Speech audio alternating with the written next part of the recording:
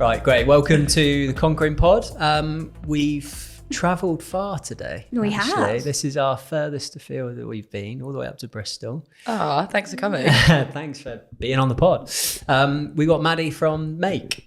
Hi. Could you introduce yourself, Maddie? Hi, I'm Maddie from Make. Done. I'm from Bristol.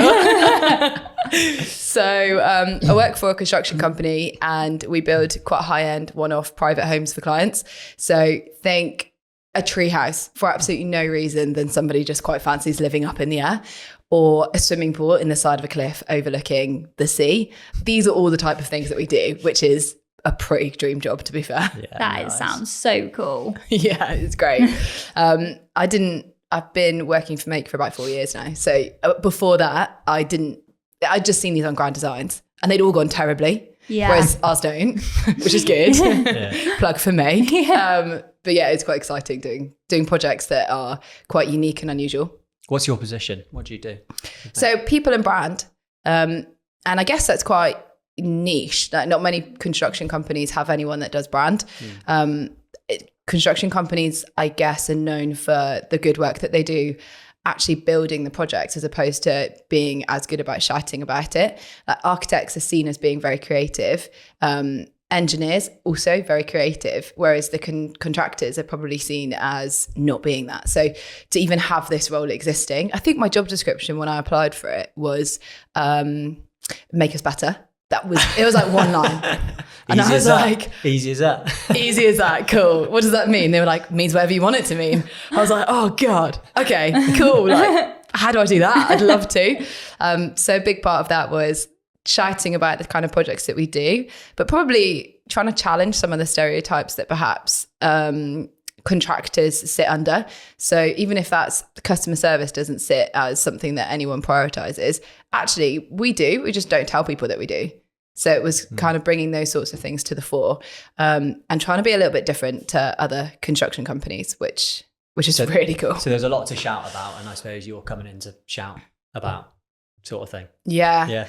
And it shout as loud as I can. Yeah. Like go to the events. And I guess the other thing is the people side is it's really easy to shout about how good we are, but actually that needs to be delivered through everything that we do too. So it's kind of thinking about how do we get the best from different types of people. Like architects are really creative and contractors generally are really good at being able to do the doing. And actually the two talk differently and they draw differently and they communicate differently. So actually kind of helping to translate some of that has been a big part of what I enjoy doing. And sometimes that can be, we'll have the site offices are normally super muddy, really clinical, just like a normal cabin, but actually we wanted to try and do things a bit differently and have them looking like the same as our offices, and so that it becomes a really nice place to be. And the table isn't a bright white clinical table. Actually there's comfy chairs, it's a nice table, there's a TV there to be able to look at stuff on, and everyone just sits down and has a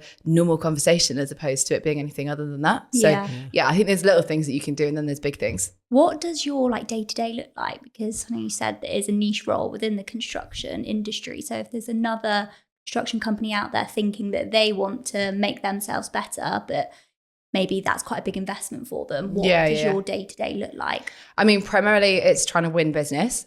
So picking up the phone to other architects that I've seen have got tree houses go through planning, or have tried to get a particular project through planning and it's been really difficult, I'll call them up and be like, hey, we love doing stuff like that. Yeah. And that's when my bosses hear me on the phone and they're like, Maddie, we also like easy projects too. If you could find us a few of those, that would be really great. I was like, no, we love a challenge. So yeah, business and work winning is number one. And then other parts of that might be, so we go and do photo shoots at our projects when we finish them. Mm-hmm. So somehow I then turn myself into Lawrence Llewellyn-Bowen and I'm there like, okay, we need the cushions, we need the rugs. And like my car is completely full up and I'm there like I'm basically taking Dunelm with me. Yeah. Like, and as we're there setting up, like we've got the photographer there who's he's a genius. Yeah. But I wanted to try and have a lifestyle photographer as opposed to an architectural photographer, both equally talented. But I was like, we're not selling that particular niche. Like we're not selling that we're able to do that particular piece of stonework. We're selling something that people want to live in. And we're showing the fact that you've got that bed overlooking that incredible view. So like, let's make that look really cool. So some of my day, which I absolutely love, is then spent styling and basically being the photographer's bitch. I'm like, tell me where to go. And as much as that sounds so glamorous as well, there's a big part of me that's like carrying around like a spray thing of all purpose, and I'm there like cleaning the bottom of windows. And I'm just like someone's footprints. I'm like, well, we'll get them out, and just like cleaning smudges. But generally speaking, like the clients love having us there. They've already got the house spick and span. It looks beautiful. And then, we just need to try and make it look good in photos. So that's another part of the job. And then I guess the other part is just communicating with clients. So sometimes doing the CGIs. Because I think clients have got a really good idea in their head of what they want, and the architects have translated that onto paper, but actually then there's a disconnect between what's written on paper as to what they have in their head. So then we'll try and do CGIs or like walkthroughs and things of what the house is going to look like. And again, channeling my inner like changing rooms, I'm showing my age there, aren't I? Changing rooms, grind boards. But we would then be like, okay, well, what color floor do you want? Let's just pop that in and you can see how it works. So actually it's about engaging with everyone as part of that project. Goes back to the customer experience, I guess, doesn't it? It's making the architectural drawings going into layman terms, isn't it? Yeah. That's a big part of it. It sounds like your role, very much the experience for all like the stakeholders, the architects, the people buying it, the people selling it, just making it actually enjoyable rather than just a transactional thing. Yeah, for sure. Like it's almost a translator role, because I think a lot like architects know what they're doing, contractors know what they're doing, clients are like, well, this is my dream house, so I'm only going to do it once. So what does this all mean? You've hit the nail on the head. So how did you get into all of that? I have no idea. I literally fell into it. So I went to uni. I really wanted to do art at uni. And my dad was like, I'm not paying for you to do finger painting, Maddie. I was like, cutting and sticking. Cool. And then, so I did law at uni, which I actually loved. And then I wanted to do ski seasons. And I didn't read the application form properly when I went to do ski seasons. And I accidentally ended up being a chef. So I got like the job opportunity and they were like, congratulations, you're a chalet host and chef. I was like, well, that can't be right. But like, I really want this job. So ended up just being like, thank you very much. See you there. And then I arrived and they were like, right, everyone got their knives and Maggi mixers. I was like, Mum, I need knives. Where am I going to get them? You're the chef and you didn't bring your own knives. I was really hoping that they'd forget and I'd like switch over to just being the host. But they didn't. And so I've never had nightmares like this, but I'd have nightmares where Was it proper deep end stuff? Like you are now the head chef for all these people spending all this money and you've got to make sure they have a good time. I think they saw my face and they were like, do you want some training? I was like, hell yes. So I did do like a 6-week properly intensive course. Wow. And the head chef that taught us, or the chef that taught us was the head chef on Abramovich's yacht. Oh gosh. So like I can now do 6 meals. Yeah. Only 6 meals. Very well. Is that what you did? Just so 6 on repeat? Pretty much. Someone was like, can we do this? I was like, nope. It's not on the menu this week. Sorry, that's all I've got. So, accidentally. What were those 6 meals? Can I give us a little? So salmon, but with like hollandaise. Nice. And if the clients ever came to talk to me when I was in the middle of making the hollandaise, so I did have an assistant on my second season and we had a code and I was just like, get them the fuck out of the kitchen. I mean, it wasn't really it wasn't really a covert code. And she'd be like, right, cocktail making for anyone. And she'd like get everyone out of the kitchen. But I did 2 ski seasons. So actually the second time I did it, I did start to learn a few more meals. Yeah. Where were you? In Val d'Isère. Oh, a big one there. In France, yeah. Goodness me. It was insane. Yeah, that is mental. You must have had a good time there doing that. Such a good time. Yeah. After a while, my dad was like, are you going to get a real job? I was like, Dad, it is so hard. Like, I'm going out till 4 a.m. and then I'm in the chalet again at 5:30. I was like, this is really hard.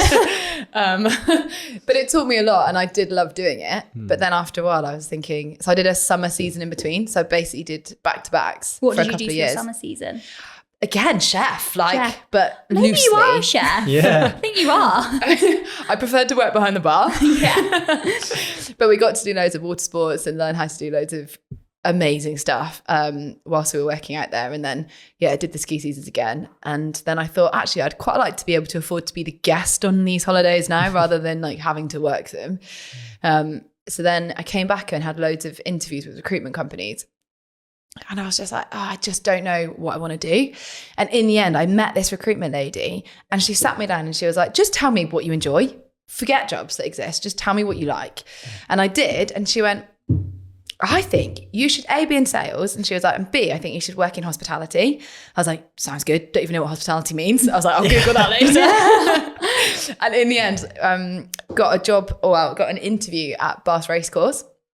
And I begged for that job. Really? In the end, they were like, you have no experience. Like, what are you doing? And I was like, look, I'll work for you for free for a week. And I promise you I can do it. And I got the job on Tuesday afternoon. They were like, but you're still working the week for free, right? I was like, did you? Yeah. Did you? Yeah, wow. What? I was there like making sales calls. Such a loser. If someone said do that now, I'd be like, no, thank you. What were you selling? What are you selling there then? Like private boxes and restaurants and things like that. Really? And actually, the racecourse was a dive. It was such a dive, and yet I felt so proud to work there. Yeah. And then we had a multi-million-pound redevelopment there, and it just became this. Everyone wanted to go. Yeah. And then it then brought with it its new challenges, because then we had to be sold out everywhere and be putting on all of these new spaces and like new ideas, and just try not to compete with Ascot or pretend to be Ascot, because we weren't. But also try and make a name for ourselves in Bath. So that was a major challenge, but I absolutely loved it. I don't even know what the question was anymore. We'll keep going. Who were you selling to? Like, what sort of people? Was it like businesses and stuff? Or? So we would race pretty much every day. Sorry, we'd race any day, but we'd only have about 22 races a year. So some of them were weekdays, and that was 100% corporates. Yeah. So you'd be calling up most corporate companies who maybe had a reason to celebrate something. They just won an award, or they had just hit an anniversary, something like that. That would be usually quite good. Where would you get the like resource and the leads for that? Google. Really? Just anywhere and everywhere? Yeah. Really? There's certain companies that are based around here that are massive. So then I just, this is so like next level stalking. But if you put them in like those two, whatever they're called, quote marks, in Google, and it's a massive company, if you type that into Google and then set up news alerts, then that would tell you each time something happens. So like OVO Energy, massive in Bristol. I was like, if they get a new director, he's going to want to like be liked. Yeah. I was like, I bet he'll want to take the directors to like the races. So I'd be like, hi, how's John doing? Yeah. They were like, who's John? So you just no prior experience, pick up the phone, try and sell packages. Were you successful with that? Yeah, we did really well actually. Yeah. And then like the team was amazing, and I worked over at Windsor Racecourse, Fontwell Park Racecourse, and then came back to Bath. Oh really? And then were they part of the group or something like that? Was that so it's part of Arena Racing Company. Okay. So they own like 16 racecourses. Okay. And then ended up working my way up and ended up being general manager at Bath Racecourse, which was massive. Like I'd started right at the bottom for free, and then had worked my way up, and I had massive imposter syndrome then. I was like, oh my God, like, why are they listening to me? I don't know anything about horses. I still don't know anything about horses. Yeah. My first question when I speak to people is, do you own a horse? And if they're like, yes, I'm like, good, shut up, Maddie. So I've got nothing. So like, you'd sell to corporate companies, and generally speaking, someone there would have an interest in racing. So I'd let them talk.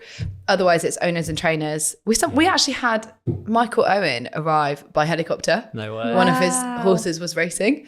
And if someone could have like had a head cam on me that entire day, I was literally like walking towards him and then was like, no, I can't speak to him. You just followed him round. I literally was like just going around him. If I had my Garmin on, they would have been like, well, we could see where he was. The zigzags would be coming up. I was like, I can't talk to him. I've got nothing to say. He knows more about horses than I do. So that was predominantly sales, and then obviously a lot of management. And then was Make your next move? Was that right? What made you want to move? What was COVID. That? Oh, really? Okay. So when I moved up to GM, I was managing a team of people that knew way more than I did about everything, to be fair. So it was kind of an operational role, and we were thinking, I know what the direction needs to be commercially, because I had been told that. And actually, it was really easy to say, right, everyone just needs to work harder. And none of us could work harder. Working in events is hard. You can't just work more hours and get better outputs. So then it was a case of sitting down and being like, I know that you're doing the best you can with this. So instead of just doing more of this, let's just look at what else we could be doing. And that involved then a bit of collaboration between the teams that normally would be clashing. So like operations and sales would normally clash, because sales are trying to sell more and operations are like, well, I can't deliver that. Whereas actually by working together, it was like, how can we get more from the existing business without actually being any busier? So it was almost like pointing people in the right direction, but still trying to achieve what they wanted. So that, I loved it. That was my favorite job I think I'd ever done at that point. And then when COVID hit, it just meant that all of the teams were like being shrunk down and being regional. So it meant that interaction that I had with people was disappearing. And I knew that I wasn't going to enjoy it as much if I wasn't with those people. Yeah. They were what made it fun. And so Yeah. that's when it was my old boss from racing that was like, "Oh, do you want to try this job?" I was like, "Yeah, it looks great." Yeah. And I had a call with the two directors, Mike and Matt, and they were like, "Yeah, let's have a go at it." And I was like, "Sweet." Any idea what I'm going to do? Was it a completely new job for them as well? Yeah. Yeah. Because Yeah. was 4 years ago. Was it quite new when they started up then? Yeah. Yeah. So they've now been in business for 10 years, but probably 8 years doing the type of projects that they now are known for. But I guess average project value back then when I started was maybe under $1 million, and now it's up to 15 million. Wow. So it's more of a transition into doing more selective projects at a higher value that we're able to. What type of projects are they? Is it like residential housing? Literally just one-off private homes. Is it? Really? Yeah. Yeah. And I think to begin with, it might have been someone's dream home that was something that they'd saved up for years, and it was just something that they'd really worked for. And other people, it might be their second home. But genuinely, like the people that we work with are so nice. They're really nice people, and to be honest, you generally can work out if someone's going to be nice on the phone. And if someone shoots you down on the phone, you're like, well, do you know what? I probably wouldn't want to work with them anyway. Yeah. And what you do is it's a long process, isn't it? So you need to be able to have a good relationship during that. And sometimes, well, not sometimes, most of the time when it comes to your home, it's stressful, isn't it? Yeah. So it's really personal. Yeah. So some that's it. Big old funky houses. Yeah. I can imagine. Yeah, they're Is mad. it like proper new build sort of thing? Or Some is of like them are big renovations. extension? Yeah. Some of them are new builds. Okay, that's cool. But it does affect you. Like when I was doing up my house, I was like, I don't even have a dressing room. Yeah. I don't even have a dressing room. Yeah, I need a dressing room. And then I walked into one of our clients' dressing rooms, and I swear to you, the floor plan of their dressing room is the same size as the top floor of my house. It's huge. Oh my yeah. It is absolutely massive. And most of them have got swimming pools or something along that. And I was like, I need a swimming pool. So I ended up buying a koi carp pond, right? What? It's 1 meter deep and it's about 8 foot wide. It was about £600. And I bought it, and then I hired a digger.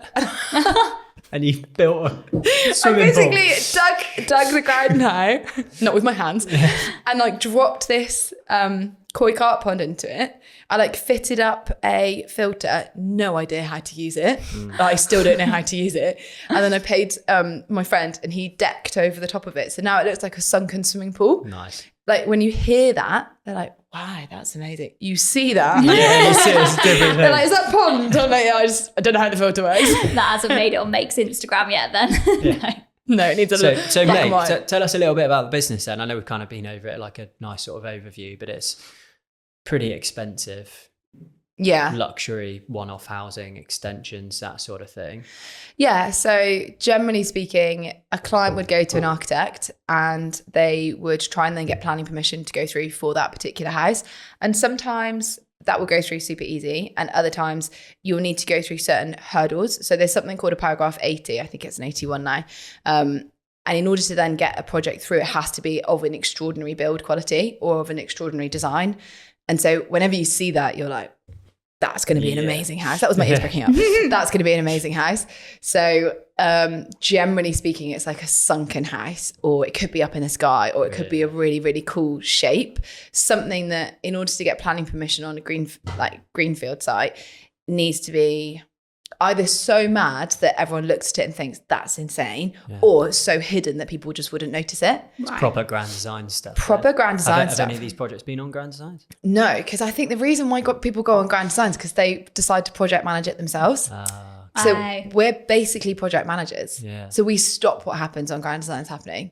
Oh, yeah, because a lot of them go wrong, don't they? Yeah. Yeah, that's part of the attraction. You think, right, how's this going to fuck up? I know. There's a horrible part in you that's just like, please don't work out. Yeah. I don't know what happens to us. But yeah, so you end up getting the project through planning permission. And then that's when I would ideally call up and say, I've seen you just got planning permission for it. Do you want a builder that can do that?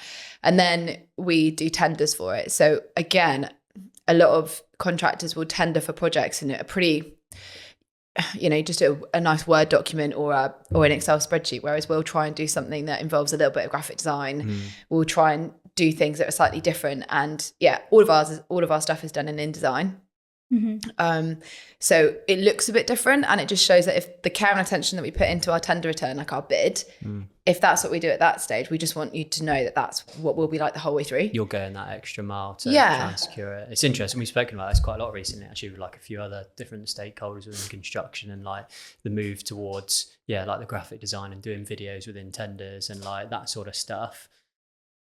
The construction industry sometimes feels like it's a little bit behind with that sort of thing, isn't it, really? Like, your role is obviously quite niche within construction, but there's a lot of different kind of roles outside in different industries like that, because it does make so much of a difference, doesn't it? Like client satisfaction and experience. So yeah, we've spoken loads about that, and I feel like the construction industry is actually picking up a little bit in terms of embracing all these newer technologies, video.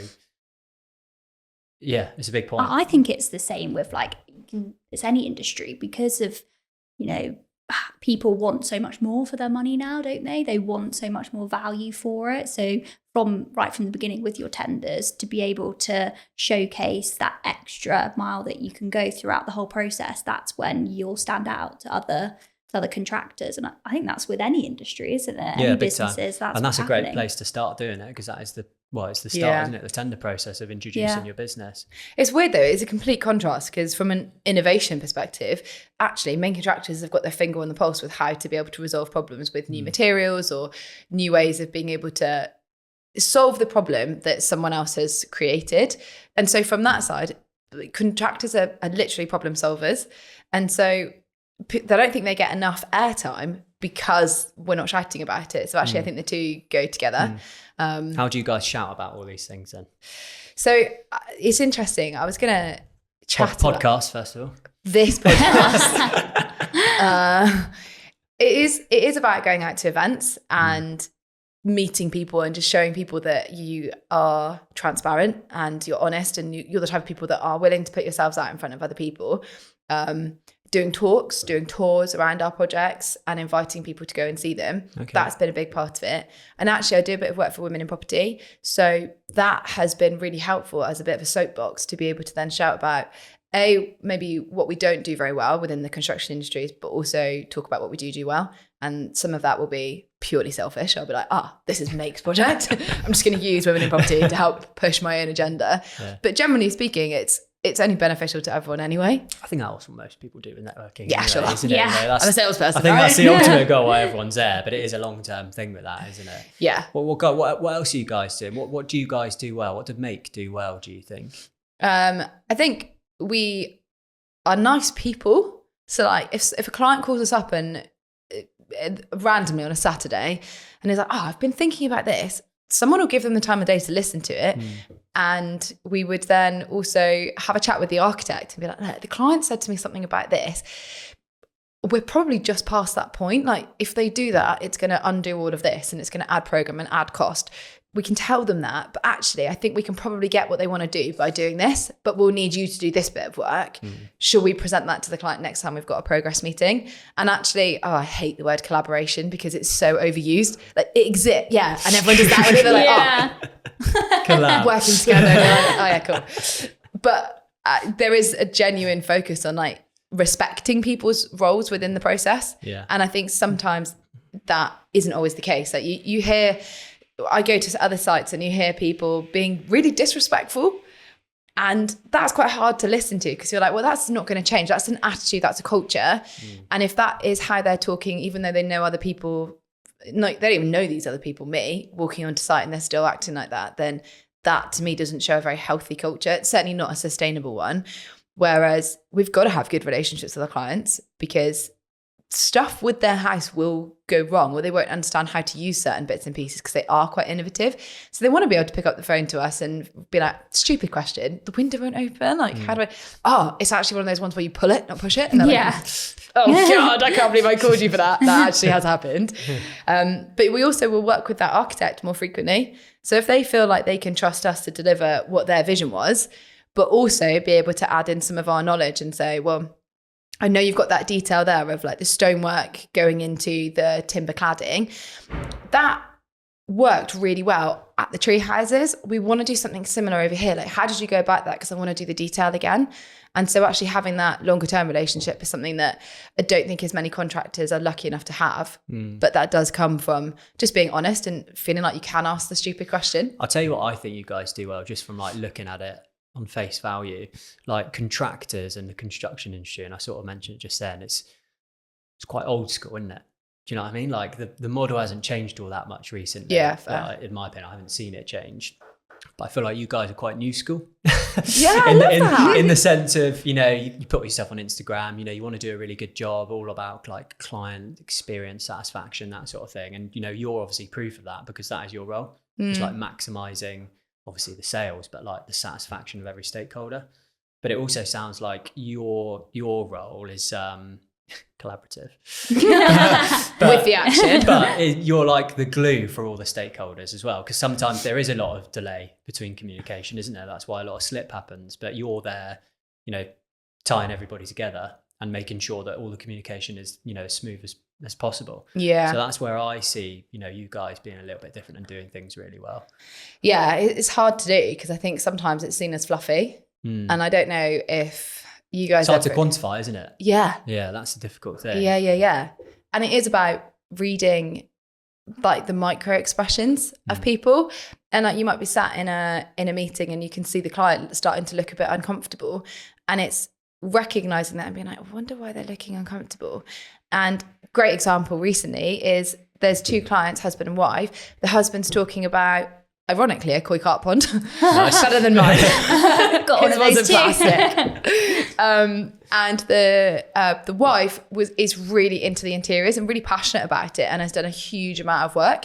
And at no point during that entire meeting was the work that she'd put in brought up as part of it. So it's being able to read those micro expressions and be like, didn't I hear that you've got some ideas on this? Why don't we come over here? Because actually, I'd be really interested to hear that, and we can introduce you to this supplier, or we can introduce you. Why don't you go and visit this studio or something like that? And that's been quite good at being able to read those expressions and then do something about it. Yeah, I guess that's external, but internally, that's quite useful as well. Yeah, you were saying about this a little bit earlier, weren't you? Like the emotional intelligence of this sort of position, and especially for someone in like your role, being a female in a really male-dominated industry, that can go quite far, can't it, in terms of like client experience and satisfaction? And you've just given like live proof of that. Yeah, I think definitely from an external stakeholder, like a client or an architect. I think on site, it's more challenging. I love wearing high heels. I don't outside of work, but for some reason, it's kind of like I wear heels to work and it just helps me be like in work mode. Yeah. Like, they're not that accepted on site, I'll be honest. Shame. Clipping onto site. It's either heels or boots for you, is it? Heels or boots. Like, my boot has got heels or boots. And to begin with, when I first started, I was like, oh my God, park around the corner, like put on stuff that makes me look more like I should be on site.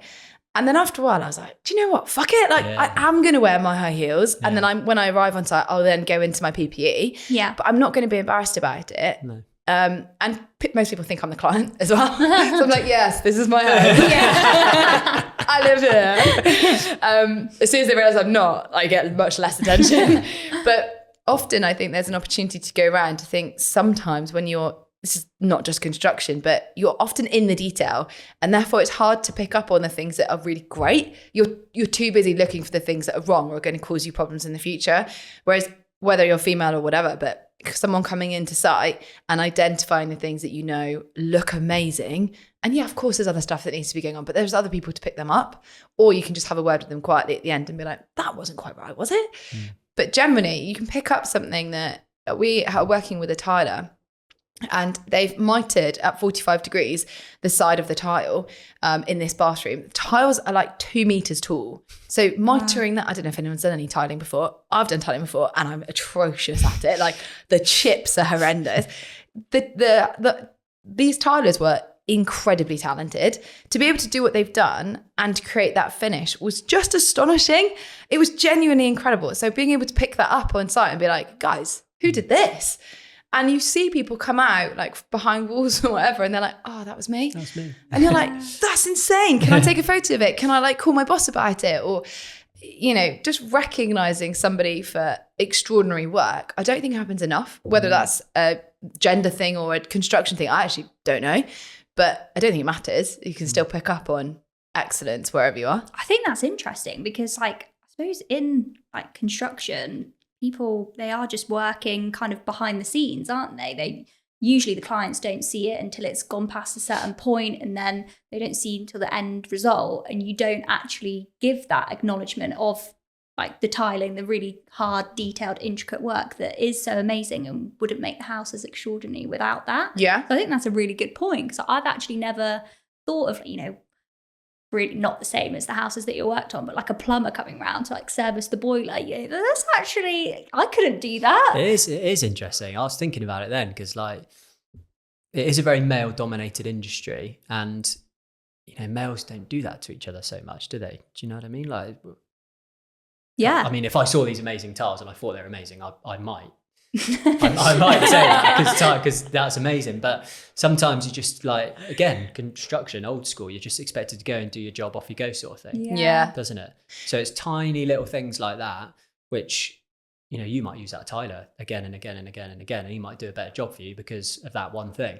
Yeah, it's about identifying the value in people. And sometimes that value isn't just that like tangible value, because that's what I mean, I guess, about the difference between intelligent, like IQ.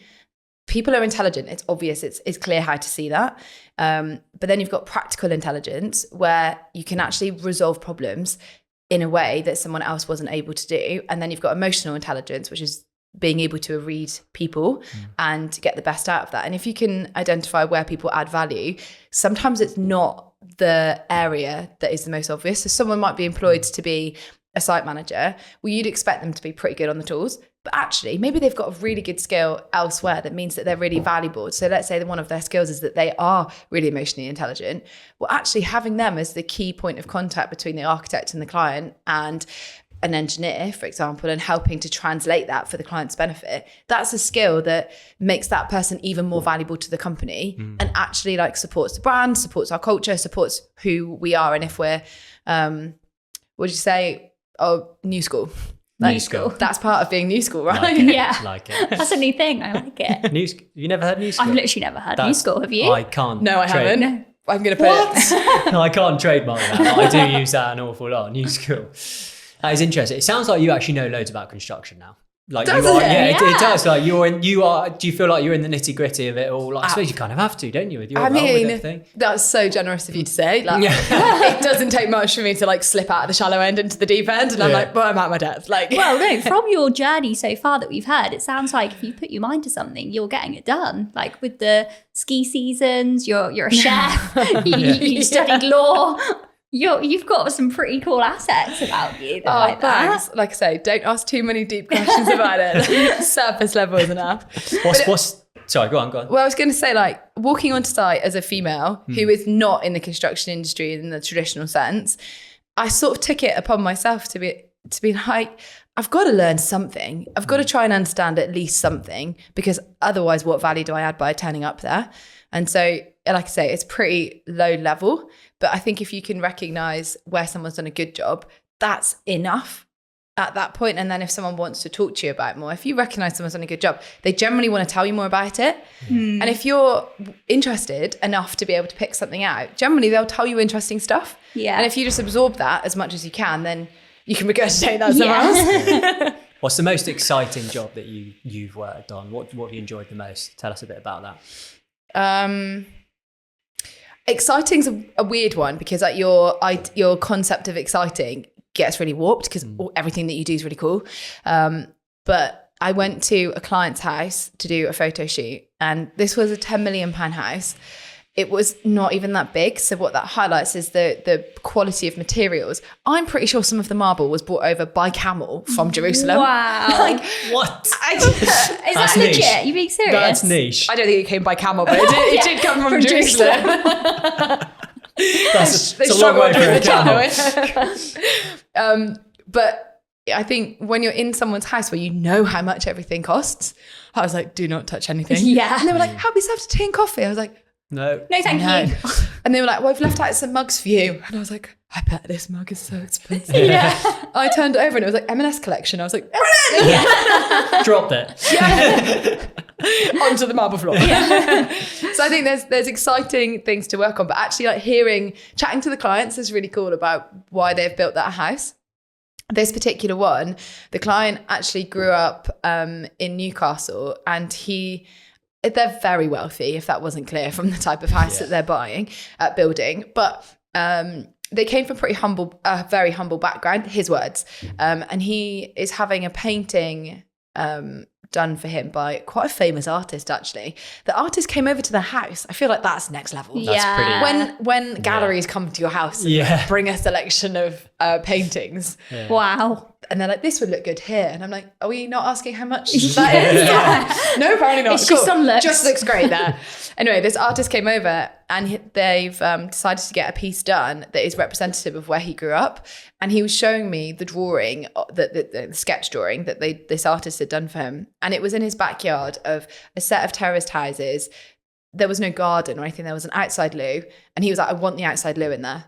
He was like, I really want that there. And there was like an old bike wheel, I think, on the side. And he was like, I just remember that old bike. And as I got older, it gradually got less and less. Yeah. And his perspective on that is that actually he wanted that to be, as he walked in, to remind himself, not that he really needed it, but just to remind himself where he's come from and where he is now. And I mean, that doesn't really fit the exciting brief, but to me, that's really memorable and really meaningful. And I think highlights that actually you are building something really personal for someone. And not everybody is, I think, like the Instagram version of just chucking money around. This meant a lot to them.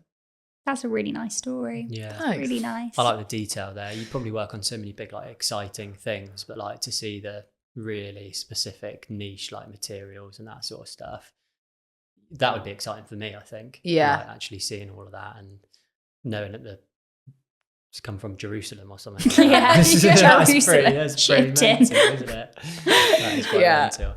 Okay, cool. So that's make quite a nice little summary there. New school, let's call that, mate. Very much so. What to talk about your sort of women in property sort of side of things, because you obviously do an awful lot with that. How long's the whole women in property thing been going on for? Is it? Oh God, I think it's over 50 years. Is it? Okay. Wow. So there's obviously I'm always really been not trusting myself when I said that. Can we like cut? No, Google it. 50 just, your reaction to that made me doubt myself. Oh, sorry. It's been going a while. Yeah. A while. I think, let's go 20. Yeah. Let's be safe. I mean, it has been, I think things are maybe changing a little bit, but it's always been a male-dominated industry, isn't it, construction? Yeah, I think so. From my understanding, for sure. I think architecture is definitely moving more towards 50-50, if it's not even switched the other way, and has maybe even got more females in architecture. I don't think engineering is necessarily quite the same. No. But I think that is, from what I've read and seen, that is changing. But I mean, how many site managers do you know that are female? Ugh, yeah. Actually do know one. Yeah, I only know one. Yeah. So do I, actually. Yeah. Yeah, one. Yeah, And how many male site managers do you know? Yeah. Well, all the rest. Yeah. The Yeah, rest. exactly. But I don't think that's necessarily a bad thing. I think there are Why roles- is that? Why is that the case? I don't know. I don't know. I think it probably comes back into like root into how you get into construction. But I think that's more if you were looking at tools and trades and like that kind of creative side of things, then I can see what I think more apprenticeships and things are focused on that creative side, whether or not that's male or female focused. Generally, you don't see as many, more so now, but maybe marketing wise, you don't see as many females, like female plumbers. And if you do see a female plumber, they kind of use that as their USP. Yeah. Like that's their yeah, they do. differentiating It's interesting. factor. We're actually where our office is. We're right next to the Exeter College. I don't know what to call it, like the trades school. You know Yeah. what I mean, like they do all their apprenticeships there, just full of guys. You know, you'll see the odd girl here and there sort of thing. But I think boys and males are probably a bit more tend to be focused on like the practical and like things, don't they? Same as like engineering. They're quite interested in like the bits and bobs and how things work, more so opposed to females. But then on the architectural side, I think you definitely, well, we recruit in these industries as well. So we sort of see a lot of people going into it. Architecture is quite a bit more creative. Yeah. It? And is it less sort of bits and bobs, less sort of technical? It's obviously technical, but you have a lot of creative sort of energy go into that. And that's why we see almost like a 50-50 split on architecture. Yeah, I think you're right. That's kind of how I would see it. Yeah, we've got a female site manager, and one of our PMs was chatting the other day, and we've got site managers of varying different levels as well, and we've got the female site manager. She's super cool, like she's super fun, but the project manager is also awesome. And he was like, I've learned a lot actually managing a female site manager. He was like, there's a lot of maybe people that are a bit long in the tooth that he said will come to me, not necessarily because I'm the more senior person, but because I'm the guy. And he was like, I know that. He was like, I recognize that. And actually he said it becomes even more important for me to push them back and say, ask the site manager. Like, ask her what the plan is. Like, I'm the project manager. I'm not really doing the day-to-day, but ask the site manager. And so he's had to adapt the way that he's worked almost to try and get other people to learn to respect that person, that site manager, in the same way that they would if it was a guy. And I think if that's coming from a guy as well, who's managed a number of different site managers, that's quite interesting. And I think that shows, it kind of goes back to the emotional intelligence there. If you recognize that in order to get the best from your site manager, they need to be recognized by all the other people on site. And actually it's his role as PM to make sure that that's the case. Yeah. So I think, there's an adaptation that needs to be taken into account, but a lot of project managers and site managers, they're not necessarily trained in management. They might be trained on like the the theoretical side of like, how do you program something? How do you do this? But actually in terms of people management, that's the hardest thing I've ever done, people managing. And I got it wrong so many times. I still do get it wrong. But generally speaking, if you can work out how to get the best from that person and recognize what their strengths are, you do well. Yeah. And I think that's something that's slightly different. And maybe that's a gender difference. Maybe that's one of the reasons why women don't enter into the industry, because they don't see that kind of emotional intelligence as obviously as perhaps you would. Most other companies will have HR, right? And so that kind of puts the value on EQ. But on a construction site, you might have HR that sits very separate to it, but you don't have it on a construction site. I don't know. I'm kind of spitballing ideas. No, to it's be honest. interesting. On the management side of things, like you hear so many podcasts and people talking about like, people get promoted into management roles for being good, not at management, for being good at like the job. So like, sales manager, you're really good at sales. If you're a site manager, you're really good at, I don't know, doing the bits and bobs. But, they're promoted because they're good at that one thing. Then they're the manager, but they're not actually being promoted because they're a good manager. Yeah, so or not trained. Fall apart. Yeah. So it's a really valid point. What other sort of stereotypes do you, I don't know if you've experienced any, being a female in sort of a male-dominated industry like construction. What have you seen? I think it's probably being seen as fluffy. Like the roles that you work in are generally like superfluous to some of the more tangible ways of being able to add value. Yeah. So like sales, marketing, brand, culture, they're seen as quite fluffy. I hate the word fluffy, similar to collaboration. I don't disagree with collaboration, obviously. And I don't disagree with those roles, obviously. But I think them being seen as fluffy is so dismissive. And fluffy is just like air, right? Like they feel nice, but they don't have much substance. And that's kind of what fluffy means. And I don't necessarily think that the construction industry, if you were to compare it to perhaps professional services, like a law firm, I don't necessarily think the same weighting is given or the same respect for those roles is given as a standard, stereotypically. I think you're probably right.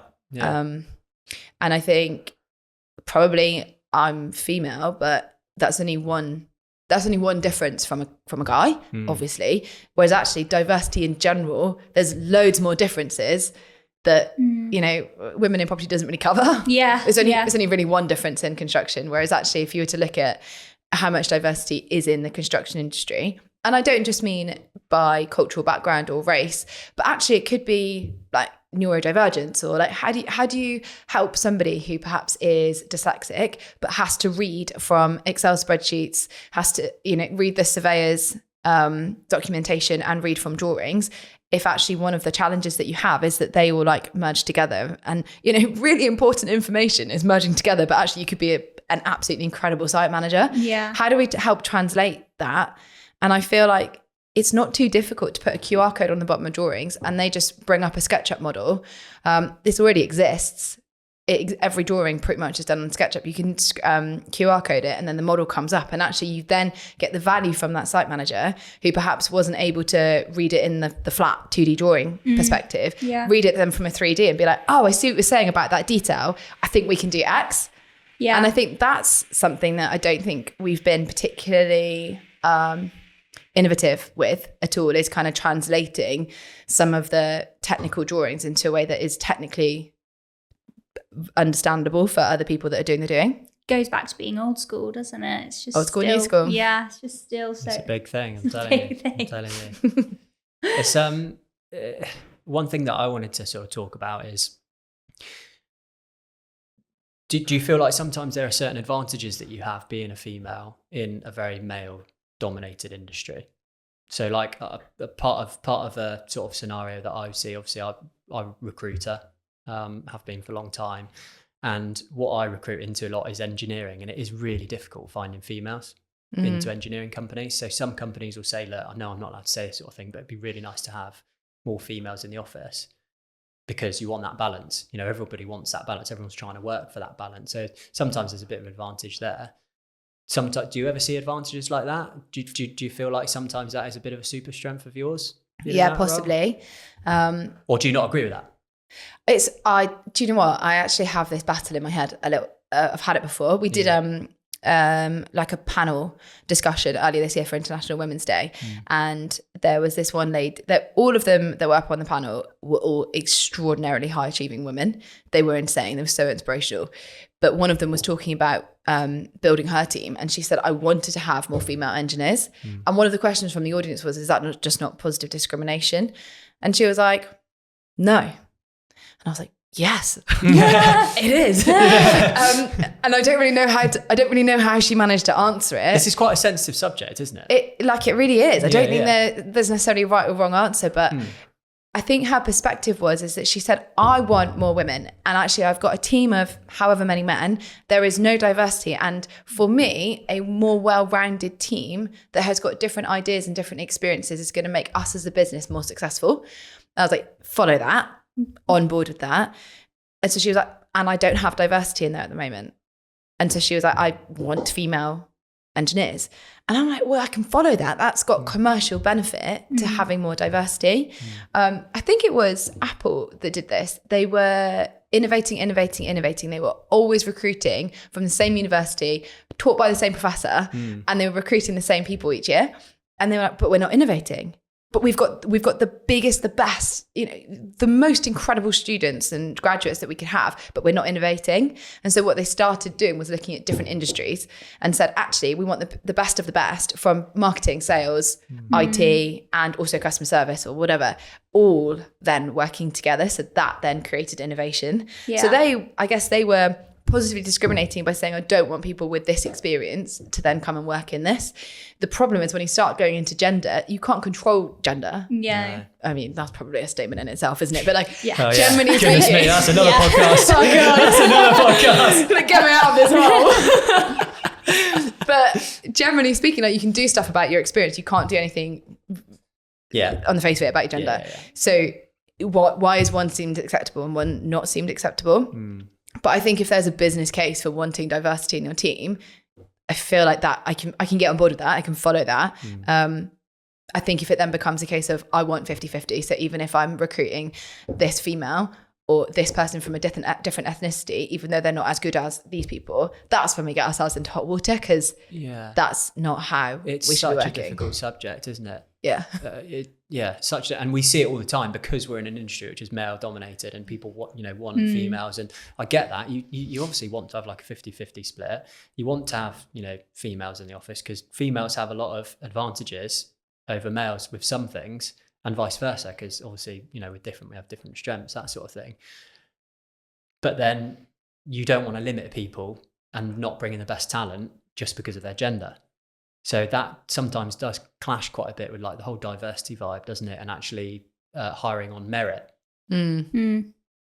which is really difficult to get around. Especially in an industry where, I recruit a lot of mechanical, electrical engineers, have done in building services, construction. It's flipping difficult even finding one of those, let alone them being a female as well. Yeah, really fair. So like, how do you like quotas and stuff like that? Like, how do you get around that? Yeah. Have you got any answers? I'll think of one really quickly. We're doing something on flexible working at the moment as a potential reason why women are leaving the industry, because flexible working, if they have children, is more challenging than it is if you're a guy. Sorry, are women leaving the industry? So women are leaving the industry, Okay, right. especially after they've had children. Right. Is that just the construction industry or across all industries? So we've only done this piece of research within the construction industry. Okay. And the results of it being delivered next year as part of a big event. But the upshot of the conversation is that flexible working, if you work on a site, is near impossible, because you need to be on site from a health and safety perspective. Sure. Whereas if you're working on the phone in sales, you can be like, well, actually, my call, no one's going to be picking up the phone and wanting a sales call from 8 a.m. So actually I can start at 9:30 because that's when people have kind of got settled, and I can then make a call. You can be more flexible with that. And you can kind of do your admin and stuff at the weekend if you've had to take more time off during the week for whatever reason, picking up the kids from school, whatever. You can't do that on a site because the site is only functioning from 7 till 5 or something. And that automatically means that if someone's had a kid and they then can't look after that child during that, when I call it a kid, you can clearly tell I don't have children, can't you? This kid. But yeah, if you're trying to look after your child and you have to be on site, well, that makes that really, really challenging. Yeah. So I think that's one of the areas that we're looking at is, why do people leave the industry? And if they do leave the industry, do people want them to leave the industry? I think generally the answer is no. So how do you then encourage them to stay? And that's then it's sort of guiding us towards the right answer of identifying that where do we put our focus as women in property, as human beings generally, like as an industry. How can we focus on alleviating the reasons why people might leave? And if one of them is flexible working, I think, is it Sir Robert McAlpine? They worked with Mother Pucker. And keep it PC. Yeah. Sorry about all the other shit I've said. So I think Sir Robert McAlpine and Mother Pucker joined forces, and they were saying, okay, on our site, how could we be more flexible? And in the construction industry, it was generally seen as you can't be on a site. Because you've got subcontractors who are only paid on the number of hours. So it might be that Make, for example, have a decision on how we want to be flexible, but that then needs to follow through to all of their site teams as well. And we pay them, but they're not employed by Make. They're not on our PAYE. So if they decide that they don't want to work 4 days a week or have compressed hours, we can't force them to. So actually that's a real challenge. Whereas if everybody is paid by the same company, you can then start to dictate, well, actually you can be more flexible with your hours. And that's what Sir Robert McAlpine have done. And they've shown that a 4-day working week. So they actually offered, I think, 3 different options to the sites that they worked on. I can't remember exactly what each of them were, but it was essentially, do you want to work 5 full days as normal, or do you want to compress your hours, or do you want to be paid 1 less day and work 4 days? And I think they decided to compress their hours. Everyone agreed to it. Oh, sorry. So they offered those 3 options, and and the majority of people wanted this, and they agreed to that. Yeah. And so then that meant, I think they then had to work out operationally how that works. So it was still a 5-day site, but people then took their days on different days. Right. And so it didn't affect program. It didn't affect. Well, it makes programming a lot more difficult though, doesn't it? Does make it difficult. Yeah. Does make it difficult, but it didn't affect it negatively for the client. Yeah. And I think that's what we always have the problem with, was if we only have a 4-day week, well then arguably stuff's not happening. And if you've compressed your hours and it's raining that day, you've then lost more hours. Yeah. If that makes sense. Yeah. I'm not saying that it's easy, but I think if there's a group of people that are willing to come up with solutions as opposed to just identifying the problems, then that would be a huge step forward towards making it at least accessible for both, for different genders. it's a great point. I've never actually thought about that. I don't really focus on like construction so much, but that might be like one of the big reasons why women don't want to enter the construction industry, is because when, I mean, let's be honest, the majority of women have children, don't they? Am I fair to say? Is that fair to say? When they come back, it is so much more difficult for them to have flexibility. Yeah. To actually around their children. Is that something which would stop women getting into the construction industry? Yeah, good question. Knowing that? Not sure. I'm not sure if, I don't know if as many women now are having children as there were before. Yeah. So it's really difficult to kind of work out, tracking back to it. But if that's a reason why they're not staying in the industry, then that's, I think, fair and feels reasonable. Why they're not going into the industry is quite different. But actually, we're touching on a point that you've mentioned there, which is trying to find an M&E engineer, for example, or mechanical engineer.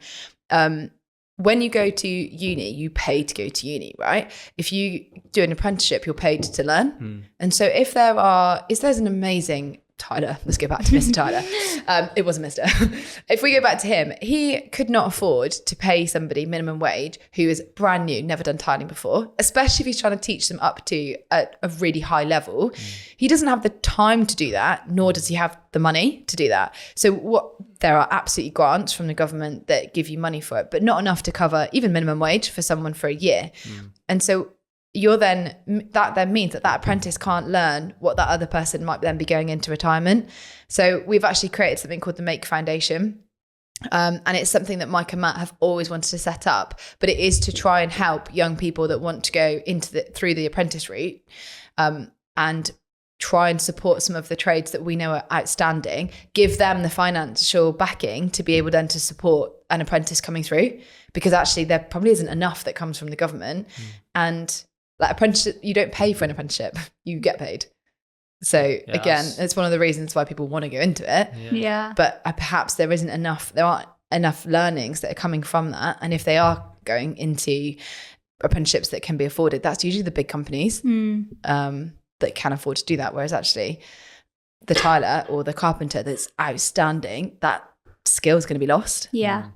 Women in property, I don't think I've ever been to one of the events, because I know it's across the country, isn't it? There's quite a big following down in Exeter. Yeah. And I know like males can go to it too, like some events or something like that, isn't it? Yeah, pretty much all of them. It's fairly inclusive, isn't it? Yeah. And you are, not as Maddie would say, not vice president. But I love that progression. vice chair at the moment. Moving into chair fairly soon. Is that right? Yeah. What is like, this word is so buzzwordy, the vibe, with women in property? What is like the aim and the objective and the goal? Like, is it very much we want to have 50-50 in construction and engineering? That's our goal, and we won't stop until we get there, sort of thing. Yeah. Or is it? No. Oh, right. But like, I had exactly the same question. Yeah. So we have national chair of like the entire country. Because it's massive. Like women property is massive. And I remember before I was in a vice president position, I remember saying, I think the chair at the time said, has anyone got any messages or any questions that they've got for the national chair? And I was like, yeah, what's the 5-year strategy? Yeah. She was like, any other questions? Really? And I was like, but when have we mission complete? When have we been like, we shouldn't exist anymore? Surely that's the aim. Is there a mission statement or something like that? I mean, there is. I can't remember it. I should do. I'm sure I revised it. Sounds like mission statement. It's about inclusion. Okay. Generally, but I was like, when do we say that we've achieved it? And actually, it doesn't become women in property. It then becomes like people in property or whatever. Yeah. Like when is it complete? And that's why I alluded to as well. Like gender's only one difference between perhaps the majority and not, and there's way more. So I'd like to think that women in property previously was created because women formed such a small part of the industry, and actually diversity is just it's so small in the construction industry. So actually, perhaps that's the way that I was just about to ask that. Is there a diversity in property? But then would it just end up be loads of white men that go to that sort of thing? Well, yeah, fair. Like, do you know what though? you make a really good point, because I remember going to an event once and saying about women in property, and they were like, why isn't there a men in property? Yeah. And I found it really difficult to not be like, just go to every other event. Yeah. That's for you. But he was just like, well, I don't think we should have a men in property one. And I was thinking, that's quite interesting that he's said that. But then we also were going to put on another event, and we'd got a guest speaker for it. And they said, well, hang on, you've got so many people in women in property. Why are they not coming to the event that you're putting on to talk about increasing diversity? And I was like, because you're preaching to the converted. We need to be firing this message off to the people that are unaffected by it, because they're the people that will incite change. Now, that's not to say it's all on one group at all. It's not. But if you're consistently saying to the people that already think that this is where we should be, that's only going to change the people that you're speaking to. It needs to go wider than that. So when we say about why is there not a men in property, or if there is a women in property, well, actually, it's the unaffected people that need to be coming along to those events and seeing what it's like. We're doing an event tonight in Cheltenham to launch women in property up there. And I messaged my friend who's an engineer. And I said, please come along. It'll be really fun. And he got the guest list and he was like, am I the only guy? I was like, yes, I'm really sorry. I didn't intend that to be the case. Yeah. And he was like, oh God, oh my God. He was like, I don't think I can come. And I was like, why? And he was like, I'll be the only guy. And I'm like, I've been to events where I've been the only girl. Yeah. And it is intimidating. But at the same time, you're just like, okay, like shoulders back, head up, let's go. And I said to him, I was like, honestly, I'll introduce you to loads of people. It'll be fine. And that's kind of why women in property exists. It's so that when you go into something that you know you're going to feel a bit uncomfortable with, whether or not that's because you're new to networking or you're new to the industry or you don't feel like you're represented equally, having people around you that can say, oh, I can introduce you to so-and-so and so-and-so, and then I'll leave you to it. That's kind of why we exist. It's to create strength in numbers. Yeah. Yeah. But it's not just for each other. It's for everyone. Yeah. You do raise such a good point there. And I've actually never thought about it. You are preaching to the choir, aren't you? Yeah. Oh yeah. Like if there's one guy there, obviously all the females and like, you know, they know about this sort of stuff. They know what it feels like to be the only woman in the room. So I don't know if this is right, but like women in property, is that almost like the wrong name for it? Because then you're just attracting people that already know this sort of stuff. Yeah. So do you change the name and just try and trick people to come? Trick people into coming. And then talk to them about diversity. Yeah. But I'm also like, we're preaching about diversity and we're called women in property. I'm like, oh God. Like, that's a valid point as well, isn't it? Yeah, it's quite funny. Are we going to change that anytime soon? They're like, have you got any other suggestions? I was like, no, not off the top of my head. Yeah. I just think we probably shouldn't be called women. I was maybe thinking we could be shortened to WHIP, which is women in property, but at least then it just becomes less like, oh, we're encouraging diversity, but only women can be members. Yeah. What sort of things do you do in these women in property events then? Because it can't all just be diversity and all that sort of stuff. To be honest, there's a real selection cut. So we kind of split it into, I'll go with 4. And if I think of another one as I go through, we'll go with that. But one is the social side. So one is, and that everyone's invited to that. So it could be a massive Christmas party. It could be a big summer party. And the aim is just to invite people who are local to Bristol, who work within the same industry, just come along, have a few drinks, have some canapes or whatever, listen to some cool music, and just be in an environment where it's really informal. It's not like one of those ones where you go and say, oh, have you got your LinkedIn profile? Can I like scan that? I need to go back to my boss and say I got 6 new leads. And you're like, oh God. I really hope that's not like a GIF now. So there's like the social side for sure. And then there's also the CPD side. So that could be building awareness within your own company as to how you can introduce new behaviours, or it could be learning about the industry and changes that are happening in government. There's that side. And then there's also the site visit side. So it could be have you guys heard of the Newt in Somerset? I have actually, yeah. It's like this 5-star hotel. I follow it on Instagram. Oh, right. Don't know how. I mean, it's next level. They kind of set the bar for extraordinary. Right. It's a bit like the Pig.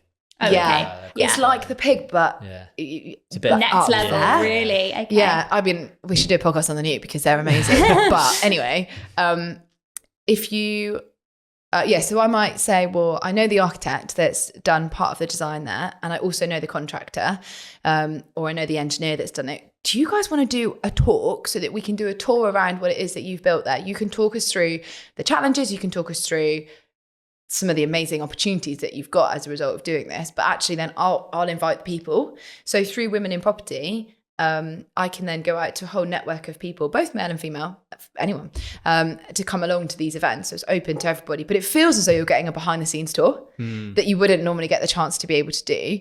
And the Newt were incredible. So this is a bit of a BD thing, like a business development thing that I did, which was I called up the Newt.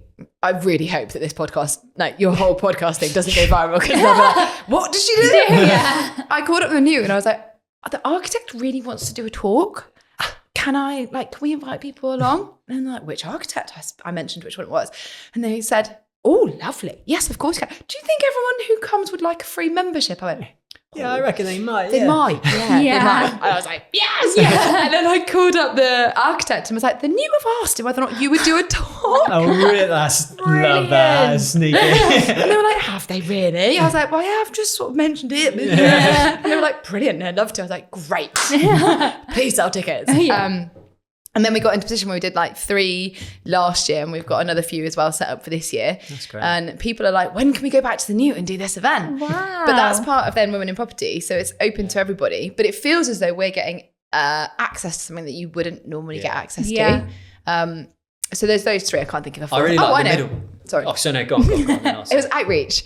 Yeah. So that is trying to get young people. It's actually should have been first. Yeah. If there was a mission statement, that's it. So, trying to showcase like the job opportunities in schools for women and young people of entering into industry. So yeah, the outreach side might well be, going into schools, or it could be hosting like big fairs, recruitment fairs and things like that, and kind of opening doors for work experience. And as part of that, we do the student awards, which are national. They had the final in London at Claridge's, which was just insane. And people who've won that have then gone on to get job roles, kind of like a graduate scheme, but it's created for women in property. Yeah. So they then get entrance into working for these companies that they wouldn't normally have had the opportunity to work in. So that's part of Women in Property too. Yeah. What I was going to say is like the second bit that you mentioned is educating how to educate. Maybe naively didn't think about that. Where, obviously you bring it in, you have these talks about education, how you can actually influence women in property and diversity within their businesses once they go back to their businesses, rather than just telling them what it should be like, sort of thing. I can see that having a real big impact, because some businesses, I don't know, will they have like a women in property ambassador? Is that how it works, where they all go and they go back and then try and implement all the things that they've learned maybe sort of within their business? That's why I can see it having a really big difference. Difference. Maybe I should have known anyway. No, it's not that at all. I think it is about, like, we're all learning too. So one example is that we had somebody from who had accessibility issues come in and, well, actually she represented a charity that support people with accessibility issues. And they came to one of our events and they said, your event was amazing, blah, blah, blah. But there was nowhere to sit down. Like, everyone was stood up at the bar and networking. But actually, if someone was in a wheelchair, they would then have to be sat down, and no one was really engaging with the people over here. And we were all like, oh my God. How ridiculous is that? Like, this is what I mean. Like, we're only focused on the one difference that we have between men, which is gender, and not thinking outside of that. And that's kind of what we should be doing. It's not just about focusing on why we're different. It's like the next step, isn't it? Almost. Yeah, for sure. So teaching or educating the educated is quite exciting. We're still going through that, but also when we did the event at the Newt, they've got I think it's the largest private excavation site in the UK, possibly Europe. I'm known for exaggerating, so I won't say the world. The universe. The whole Milky Way. And so as a result of that, they've excavated this site, and they've actually built a museum on top of the excavated site. And that was completely new, because they were trying to limit the amount of piles that could go through the actual Roman remain, the villa, that they were excavating. And so the museum on top of it is open completely. So you can kind of, it's heated and stuff, but you can lean over and you can see where they would have the cold baths or the plunge pool or the heated pools and stuff like that. And you can touch all of the mosaics and stone that they cut. It's genuinely fascinating.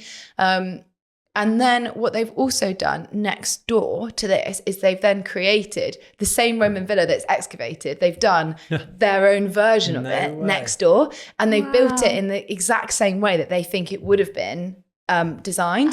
So it's got a hypercaust. You'll probably know what a hypercaust is, and I'll bastardize it by saying it, but it's essentially a heating, it's like an underfloor and underwall heating system. And essentially you've got a fire underneath the house, health and safety, and then it heats up the air that goes around underneath the floor and up the sides of the house, the villa, and it has a spa inside the house. This is all a direct replica, as much as they can, of the one that they've excavated. God, they were clever, and so weren't they, the Romans. Yeah. But what's really cool about it, by educating the educated, is a lot of this was cutting edge stuff. It hadn't been done before. Some of the glass panes had never been that size before. So when you're speaking to the architect about it, people are asking questions like, how big's this? And they say, well, that's the biggest in the world at the moment. It's never been done before. So there were, like, I think one of my questions was, how did you budget for that? And they were like, well, I think everyone understood that. Everyone understood it was pushing boundaries. Everyone understood that this was going to be new, and we were all trying to work stuff out as we were doing it. So therefore, you've got something that's really fascinating for people who don't even know construction. But actually, if you're able to invite people to that who are, regardless of whether it's a women in property event, it's just a really cool experience. And so that's kind of how I see women in property, really, is that if we have the ability to use that name and that following to try and open up doors to then put on events that everyone can come to and finds really interesting, why not use that? I think it's a really good point about you saying that women in property isn't a very diverse name, because like that story you just said is so cool for anybody to get involved with. But I actually, this is probably my fault that I don't know a lot about it, but I didn't realise that men could actually come to the events. And like even that, like you said, that's just the only difference. But being able to cater to so many people that would be interested in that, I think is maybe a good idea for you, for your chair takeover next year. What sort of events have you got coming up with women in property then? Is there anything? Like I'm meant to be doing one at the new, actually, that is a tour of the big farmhouse that they've done, which would be really cool. And they've also created a cave, or they found a cave, and they've then covered it in shells. I think it's called the Grotto.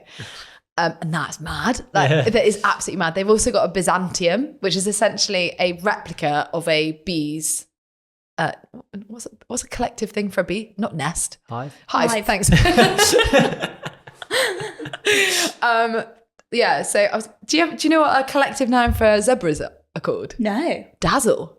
Oh, that's cool. Love that's that. Cool. Do you know what a collective noun for swans are called? No. A bevy. Oh, I love that.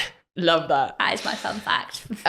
So anyway, in this hive, they've essentially created why the honey's important, why the bees are important, and then they've integrated that into their entire landscaping plan too. So we want to do a tour with each of the architects and landscape designers that have designed those elements of it. And what's really great about it, everyone's like, Make have done such a good job here. And I haven't got time to be like, oh, it wasn't us. I'm like, thank you. Thank you very much. Really proud. There's those sorts of events that are still going on. We did a cookery class, which sounds so female-led, but we did a cookery class, I think, on Tuesday this week. But it was led by a charity that use anyone that's come over. So anyone that's come over to this country and has got skills, like let's say they've come from Sri Lanka and they've got incredible cooking skills that are traditional to Sri Lanka. A lot of these people have come over here either illegally or don't have traditional jobs, or have come over here unexpectedly. And actually this charity supports them by giving them a job in terms of raising money, generating money, by being the chef at some of these events. Wow. So actually it's not just about I guess falling into the traditional WI role. We did jam making. We're kind of not really doing that. It's actually got a bigger story to it. And actually it's about supporting other women outside of our industry that also come up against the same challenges. So yeah, that was an amazing event that was run. And then I think we've got our what's called Building Balance, which is where we release the results of that piece of research that was done as to why women leave the industry. So that's going to be quite exciting because we're going to have groups. It's going to be a panel discussion, but then it will go into groups, and on each of those groups there might be any gender, but somebody who has implemented some of the challenges that most people will come up with at their company. So if, for example, you say, well, one of the challenges that I have with recruiting is that I don't want to be positively discriminating. So let's go to a company that, let's say, openly positively discriminate, or have got a solution to how that is not seen as discrimination. And they can then talk about how they've worked that through in their company. Or it could be, well, we find that women are out of the industry for so long because they go on maternity leave, and actually when they come back things have changed so much. So how do we like keep their level of training up to what's happening? Like how do we do that? And then somebody can talk to them about those elements. So that's going to be quite exciting. That's in February next year. That sounds really cool. And what I'm really interested to know how you've actually got to this position in women in property. If you said you fell into the construction industry, how did you become vice president? Yeah. Well, I don't know. Again, like I'm very accident prone. I trip into everything, and I find that probably just putting yourself out there. The first time that I when I joined the industry, the first thing I did was go on a networking event, but everything, it was still in COVID. So it was all online, and you get put into rooms. I don't know if you remember that on Zoom, you get put into Zoom rooms, and I got put into a room and there were 5 guys in it, and no burgers, but there were 5 guys in there, and none of them spoke to me at all. I just got that as well. No one spoke to me. And they would start talking about rugby. I love rugby. I can talk to them about rugby. Yeah. But I was like, oh God, if I like try and chip in and be like, oh yeah, wasn't so-and-so really good? They'll be like, who are you? And regardless of gender, I would still be like, who is this person trying to like be my friend and just jump in? Yeah. And I just felt so obsolete, so superfluous to being relevant in that conversation. And actually, I know each of those guys now, and they're not like that in the slightest. But I think they felt just as awkward as I did, because they then didn't know how to say hi to me, because they didn't know who I was. Like Make had never had anyone doing this job before, so it wasn't like they had anything to go on. They didn't know Make. So they also didn't want to, I guess, isolate me by being like, hi, we all know each other. Who are you? Yeah. Have the floor. Yeah. They wouldn't have known that I would have been confident enough to have been like, hi, everyone. But yeah, I think by then joining Women in Property, I felt like I could then not feel like that again. I didn't want to go into a networking event and just be thinking, shit, I don't know one here. And now I've got to go and have that really awkward conversation when you walk up to a group of people and be like, hi. And they're like, hi, we're just talking about this. And you're like, cool, I've got nothing to offer. Yeah. And I didn't want to do that. I hate that. It's just like, it's so skin deep, and it's really Do you feel annoying. like that now? Sometimes. Yeah. Because events still like that exist. I went to a curry club event and I was like, oh God, I just don't want to be here. And it was only when I finally saw someone that I knew that I was like, why are we here? Why does this exist? Why is this is this still a thing? I was the only girl there pretty much. I think there was one other woman, but she worked for the company that put it on. Yeah, right. I'm really trying to think about that, how I might react maybe in like that sort of situation. And then I'm also trying to think of, is that, whose fault is it for maybe not? So like that Zoom instance, there's 5 guys in there and then just you.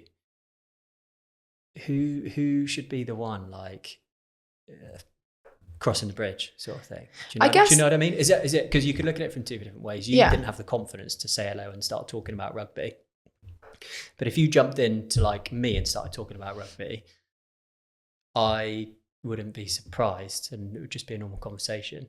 Like for me, gender doesn't matter, talking about rugby or something like that. But maybe you felt that was the case. Yeah, I think it was because when I walked into this meeting, everyone was like, "Mate, saw you at the rugby. Like, how was it?" So they all knew each other anyway. They knew. Sorry, so should have said that. Yeah, too, then, isn't it? Yeah. Sorry, yeah, I should have said. Like, they all knew each other, and I think most of them had been to either the same event the night before, or they were talking about that other stuff. But But I'm still trying to look at like the bigger picture then. Is it more on the onus for the guys to make females feel more included to these sort of things because there's a smaller minority of them? Or also, is it the same sort of thing where maybe females shouldn't feel like they aren't allowed to then communicate with the guys because it's a male-dominated industry as well? Yeah. So there's almost like two ways to look at it, isn't there? Like, how do you cross that bridge? How do you get over that barrier? Yeah. Well, I not to like ram home a point, but I think there's an element of emotional intelligence that is like, well, I can recognize that person's not feeling comfortable, regardless of what gender they are or where they're from, or if you know them. At a networking event, it's so easy to like go to the people that you know really well, because it's your comfort zone. That's what everyone does, isn't it? Yeah, that's the thing. Same old. That's why everyone says it's the same old faces. Yeah, because you go to the same old faces. Yeah, exactly. Yeah. Whereas if you're like, oh, do you know what? Like, I'm gonna shoulders back, head up, let's go in. Let's actually try and speak to people that I've never spoken to before. Yeah. Or you could go to one and be like, do you know what? I've hosted this event. I know everyone here because I've invited them.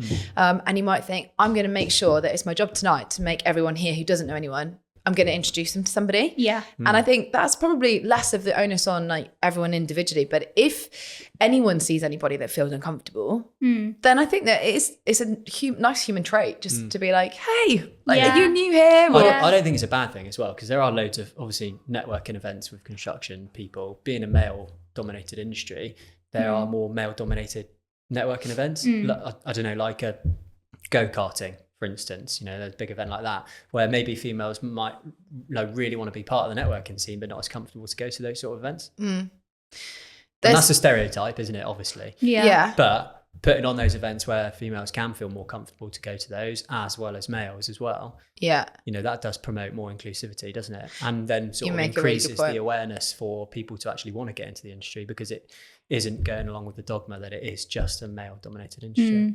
That was actually one of the ways that I could sell boxes in hospitality in the race course, was because, are you laughing because of my segue? Bear with me. Well, I've just sort of cardboard boxes then. Because when I was selling hospitality to horse racing, that is not specific from a gender perspective to either. No. Whereas golf or something is generally something that more men play. Yeah. And so that was one of the reasons why I could then get my elbow in or whatever to a company, is by saying, well, this is something that like you can invite both genders to.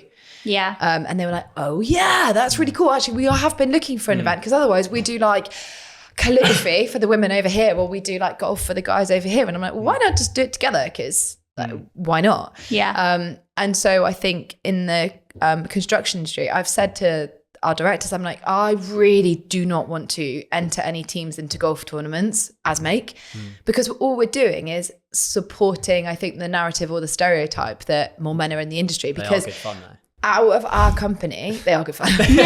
Out of our company, who plays golf? Yeah. And I very, very poorly, have gone to the driving range and enjoy it. But I have rightly been told I would embarrass Make if I went to that golf event. So even if I'm like, yeah, I'll go, they're like, no, you're not. No. So actually, let's go and do something that doesn't perpetuate that stereotype. And I think your events example there was quite good. And if the onus could be put on anybody to do anything, perhaps it's just having that awareness of who's likely to come to this event. Yeah. And is that inclusive? And the same with us putting on our own event. So, we're going to do an event at the top of a tower. Well, is that inclusive for anyone who's a wheelchair? Yeah. Unless we've got some very strong people who can carry that up and down if there's an emergency. I'm going to go with no. On the flip side, don't know if this is controversial, but we were speaking about it earlier. And I don't know, maybe it's because it's not me and it doesn't fit the stereotype. But if you were to go to a golf event, and you're like one of the only women there, I'd be like, flipping fair play. Yeah. You know? And I'd probably make an effort to go speak to you. Yeah. Say like, well done, fair play. Like, you know, so again, is that like almost a bit of like a superpower if you look at it that way? Yeah, if I was good. Yeah, if you were good, sure. As I'm shit. They'd be like, wow, there's a girl here. She must be so good. And then they'd see me and be like, no, why is she here? It's a different way to look at it, isn't it? Yeah. Yeah. Do you think? I think it is kind of what we mentioned earlier as well. It's down to mindset, like giving women that confidence to be the only girl in the room, and you know, like that's it. That's exactly it. Yeah, like you just said, that you don't just create confidence out of nowhere. You have to obviously work towards that, and it's a mindset shift. Yeah. Yeah, you But almost by need putting to on these events where it is more inclusive and, a bit more diverse, gender and all this sort of stuff, that's how you gain the confidence to do it. Yeah. Isn't it? Yeah. So maybe you will get to a point where you actually do really want to play golf. Yeah.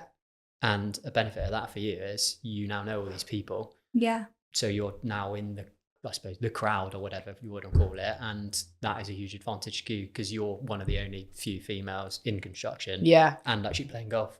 I think you've just written our mission statement. It's a good old conversation, isn't it? It's good, I actually didn't think we would have this conversation. No. No.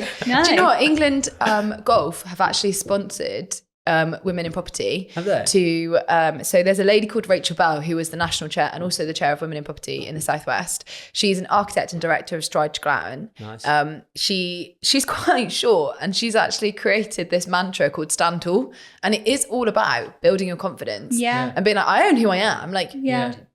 her ownership of being short is like, well, it doesn't stop me from also standing tall. Yeah. And it's kind of like, well, that's genetically where I sit. Yeah. I mean, I'm making her sound like she's about 2'7". She's not. And yeah, she's incredibly high achieving as well. But I think you make a good point there. And that's like for her to have that mindset, it's quite podcasty like chat, but that's like a bit of a luxury belief that she's got to that point. She hasn't just walked into the construction industry and thought that, has she? She's worked her way up to that.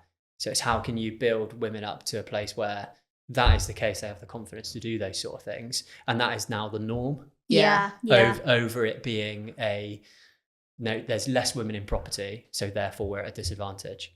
How can we turn it into there's less women in property and there's going to be more women in property, and that is and what are the advantages we get from that? I think that would be a pretty cool goal for women in property, for women in property to have that confidence, like Jevon just said, from the offset, instead of it being, because it might not ever get to a point where it is 50-50, because that just might not be how the industry works. Yeah. But so we're fighting a losing battle there. Yeah, but if the women that are in it are succeeding and successful and have the confidence to do that, surely that is the goal. That's the goal. Yeah. Yeah, so true. Wow, well done, guys. Love that. Drop mic. We've just nailed life. I mean, that was a great conversation. We could go on about that so much more. Yeah. Another thing which we definitely want to touch upon is your row across the Atlantic. I was going to try and give it a really nice name. I was going to try and give it something. I mean, it is obviously spectacular, but I tried really hard to think of something. Oh, sorry. I thought you'd forgotten. No, I didn't forget. I just didn't want to say your rowing trip. You know what I mean? So it sounds like you just went for a row at lunchtime, do you know? You obviously did an awful lot more than that. So when was it? Tell us about it. What did it include? That was really funny listening to you though, because you're like, the row across. Obviously, I knew it was that. I didn't forget what you had done. Well, you never know. Tell us about your rowing trip. So I decided to learn to row. But I actually only learned to row after I said yes to doing this. Oh, really? So I'd done a couple of other adventures before. I wanted to join the military. Couldn't because I have asthma. I'm still trying actually to join the reserves because I think they're changing the rules. But it was at the time, I think, when we hit COVID and I'd moved away from the race course as well. And I loved the race course. But because I was in quite a big role there and because I was just like consistently trying to be as good as I could, like everyone, but I also needed to put in the hours because I was completely unjustified being in that position too. So I was like, be better. And it just took over my life, which was fine at the time. I was more than happy with it taking over my life. It was so diverse that actually it didn't feel like I was just boring because I was only talking about work. I actually loved it. But then when COVID hit and I had a bit of time just to reset, I was like, oh, I've got way more time to do other cool stuff. Like I learned how to build a wall.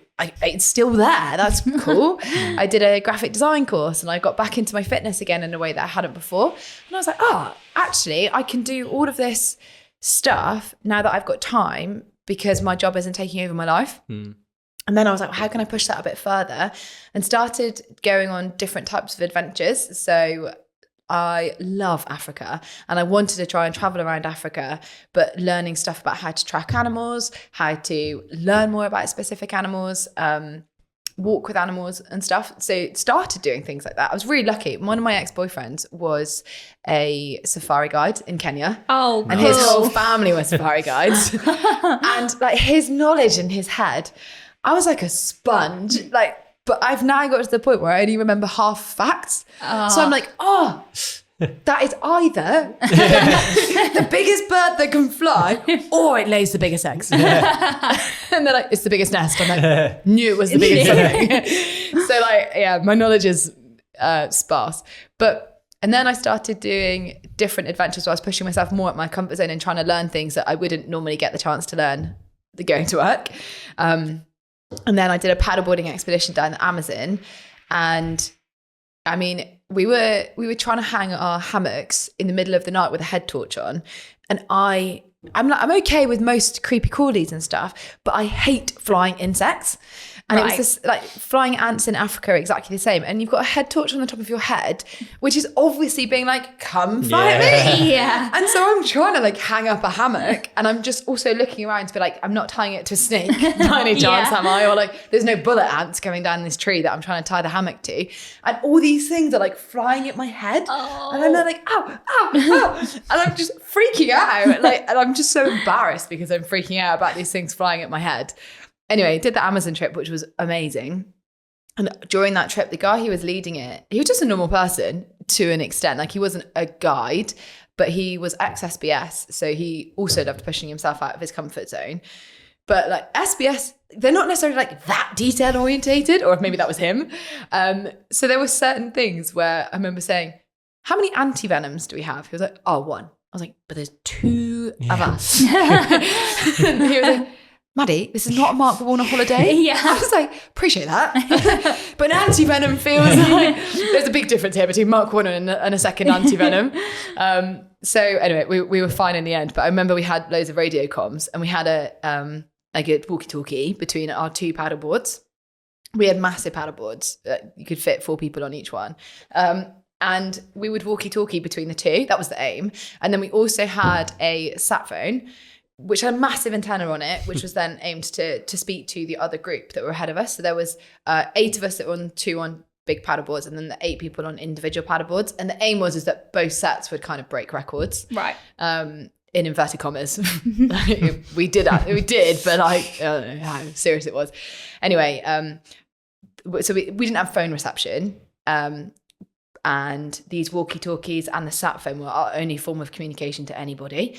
So to begin with, the sat phone had no signal because the jungle was so dense that the signal wasn't going through. And we were like, okay, cool. So we've got walkie-talkies. What's their distance? Yeah. Not far, but less far when the first thing that happens is one of the guys is launching the paddleboard. So this is T-minus 0 minutes at this, but we're not even on the paddleboards. He like gets into the water to push the paddleboard off. And he was like, we were like, what? He went, walkie-talkie was in my pocket, and he's like up to chest high. Oh no. That's the end of the walkie-talkie. Really?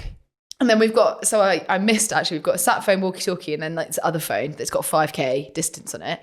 The other 5k distance phone, we were meant to check in with the other team at 11 o'clock. So I set an alarm on my watch, and we were like, right, we have to check in. So like 10:57, I'm like, chaps, need to check in. And I was like, did they answer? He was like, no. I was like, okay, cool. Shall I set one then for another hour? And maybe we'll call them back then. And he was like, if you want. I was like, oh. I mean, you're the leader. I don't want to like step on your toes or anything. And he went, they won't answer. And I was like, oh, okay. I'll set the alarm anyway. Yeah. So then I'm like, guys, it's now whatever time. Like, you need to call them. And he went, Maddie, they're not going to answer. And I was like, why? He went, I dropped it an hour ago. I was like, oh, you're kidding. He was like, so we've got the sat phone. I was like, the sat phone with no signal? He went, yeah. Oh my God. So it was proper cowboy stuff that we were doing. Anyway, I happened to mention to one of the guys there that I'd love to row the Atlantic. And he happened to say to me, oh, I know someone who needs a 4th person in their team. And instead of being like, yes, get in, I was like, shit. Yeah. That's actually now real. You've called me out. Yeah, then she called me out. I was like, might be into it. So then like through various iterations, it got to the point where like it was happening. It was just, it never really became real until probably about a year before. So I said yes in May maybe to like, yeah, let's have a chat about it.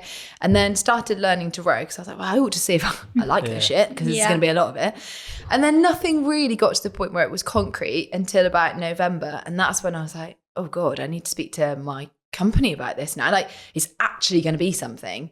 Whereas until that point, it was all just, we'll do what we can to get to that point. Actually now it's, you need to pay or not. And that's when I said to my bosses, Mike and Matt, I was like, I've got this opportunity to do this. I'd really love to do it, but I also love working for Make. And I was terrified they were gonna fire me. And I was then like, oh, I'm not gonna find another job now when I say I'm gonna be off for 3 months. Is it 3 months? Yeah. Well, I took 3 months off. Yeah. But I wasn't sure how long the row would take. Yeah. So that's why I took extra time. How long does it usually, is it about a month, is it? Is that right? About 6 weeks. Yeah, okay. Right. So I think the world record is 29 days. Oh, Wow. right. Gosh. We were 48. But the world record for a trio before that was 45. So we weren't too far. That's pretty good. Yeah, that's really good. We were all right. Yeah. Oh, gosh. I didn't realise the extent of how much time you had to take off there. I thought well, it was nor did they. a month thing. Yeah. Sorry, what? How long? Yeah, so it's a bit of a sabbatical. Yeah, it was basically a sabbatical. Yeah. And they said, yeah, we're supportive of you doing it. And I was like, amazing. Really? You're not going to fire me? Yeah. And they were like, no, you crack on. Like if it was that you needed 2 days off every week for the next 2 years, that would be a bit more challenging, but it's not. It's you saying this. And I was like, yeah. Oh my God. Oh no. Like I actually have to do I actually it. don't need to do it. How much did it cost? A lot. Yeah. Like I've heard 160 grand between three of us. But yeah. Wow. It wasn't helped by like some of the damage that we did to the boat en route. I say we, like other staff did it, but yeah. How did you raise the funds for that? Did you do fundraising or anything like that? Was it like that or? At one point I was like, what ways are legal? I think I've exhausted all of them. Yeah. Like, what else can I do? So we fundraised about half of it. Yeah. And then the other half we all put in like our individual monies. Yeah. So I actually think I only paid off my credit card probably about 2 months ago. Yeah. It's a lot, isn't it? Because I just had to put stuff on there. And because you're off work for 3 months, you're obviously not going to be paid for it. And then you land in Antigua. Yeah. And so I was like, well, I want to enjoy Antigua. Yeah. But yeah, so there was quite a lot of that 160 grand. That didn't include my holiday in Antigua, but that it was a lot of money. It's quite interesting. When I first heard about your story with that, I thought you might be going at it from like an endurance athlete sort of point of view. Do you know what I mean? Like I've done a bit of endurance fairly recently, and I thought I would love to do something like that for the endurance side. But maybe you're coming at it as from more of like the adventure side of things. Yeah. Is that about right? Yeah, for sure. Yeah, and well picked up on, because I think it's really easy for it automatically to go into the endurance side. Yeah. Someone said to me, you need to be aware that you might be able to cross the Atlantic. Actually, they said to me, you can do the operation. The operation was a success, but the patient died. And I was like, I don't get it. I don't know what that means. Yeah. It took me ages to work it out. And the point was that I could row the Atlantic from an endurance perspective, but the patient died would be I didn't enjoy it. So I was like, well, that's my main aim, is to actually have fun while we're doing it. And so the guy that I did the Atlantic with, the Amazon with, he loved setting world records, like random world records. So one record that he set was to have the world's highest dinner party. And so by doing that, they were taking up candelabras, they were taking up tables to past Everest Base Camp. They all dressed up in a DJ. They all had glasses like of wine and stuff up there. It was Brilliant. Just meant the pictures are insane. And I was like, as a thank you to him for kind of getting me this opportunity to row the Atlantic, I was like, I want to do something similar. So I said to the team, I really want to host the world's most remote cocktail party. Because I was like, I mean, you row the Atlantic, but like it's, once someone says, oh, how was it? You're sort of like, yeah, lots of blue. And I was like, let's create some stories. Let's create something that is relatable. Like, we all have cocktails. So like, let's have one in the middle of the Atlantic, because that's just mad. Yeah. So I had the idea of doing it, and I was just going to go to Tesco's and get like little minis. And then Grace, my teammate, was like, I hear your idea and I raise it this much. So then she ended up going out and getting sponsors for gin, rum, vodka, all of these soft drink mixer companies. We had all dehydrated food on the boat because it was way lighter. rather than the full kind of wet food, which sounds gross, but like that's what the difference was. And so weight was something that we all were really careful of. How many clothes we took.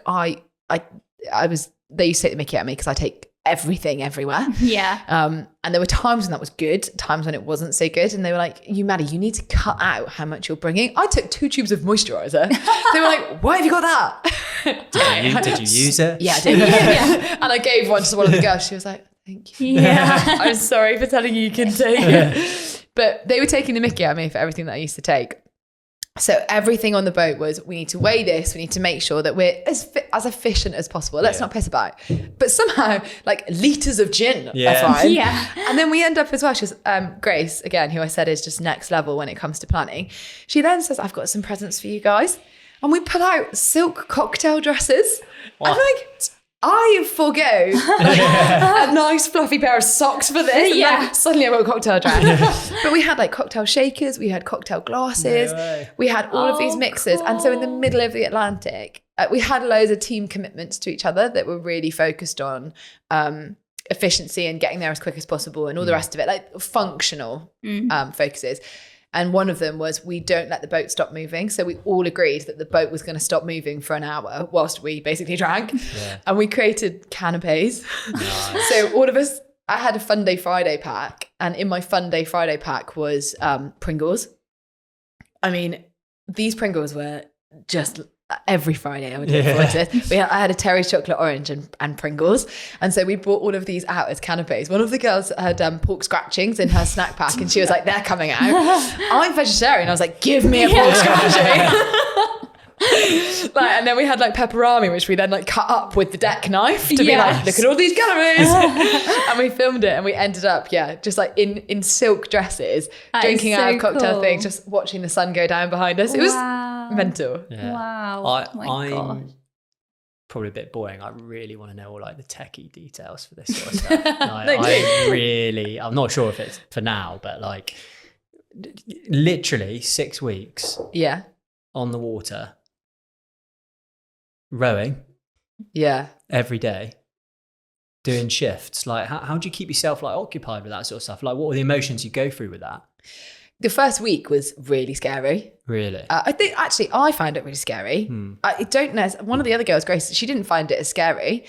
I find it like exhilarating scary because if you think about it, you're rowing for 48 days. Literally half of that is at night. Yeah. So actually that was something that we'd done a fair amount of training in at night, but not in 18-meter waves. Like we went into a storm, which was just mental. Like the average speed. I was going to ask this. Like I can't even like imagine it. Like the waves and like night and storms. I couldn't imagine it either. I was like, this can't be real. What do you do? Just keep on rowing. Just keep rowing. All of you just get on with it. Like just keep rowing. We should have had 3 of us rowing at times, but we'd broken oars and broken gates, indestructible gates. Like they were not indestructible. So we actually only had 2 rowing positions. Right. So we could only row 2 of us at a time. Okay. Because we'd broken shit. That happened on day 2. Not even full way through day 2. So that was strong start. And we were like, there's a video of like a selfie video, and I'm just like, great day, feeling good, broken loads of shit, but I think we're fine. I look back at it now and I'm like, idiot, that was serious shit that was going on. But the different feelings that you have, like in the day when we were surfing down waves, I was exhilarated by it. I loved it. There's videos of me being like, I'm a Viking. Clearly I was struggling from sleep. Big swell. As an example of, I mean, height's really hard to gauge, to be fair, because you're in the sea, but we were told they were 18 meters. They blocked out the sun, if that helps. Wow. But actually it was the speed that was mental. So our normal speed, average speed going across was maybe 2.5 knots. The speed that we got up to, our top speed was 17.9 knots. Really? Like cargo ships go across at like 15 to 20. Yeah. So there were times when we were going down waves and like I can't row that fast. Yeah. So I was like, well, I'll just surf down this wave. Shall we? But doing it at night was really scary because you could hear the waves, but you can't see them. Oh, really? So it just creeps up. So the ones that you hear are actually the least intimidating. because it's the ones that you don't hear that you're then suddenly just like thrown off your seat. So you're really? tethered on with like a climbing harness basically. But if you go over at night, you have a PLB, like a personal locator beacon, which you can pull. And if you're clipped on, you'll be attached to the boat. So you're never going to go more than like 2 meters away from the boat. And you've got your PLB, so you can have all those beacons. But the question is, who are you doing it to? Like, who's going to rescue you? There's no support vessel. That's a good point, yeah. And there's the only people that are around you are people that have no idea you're there. Yeah. Really. So, generally speaking, that there was a tragedy actually on our crossing, and someone passed away.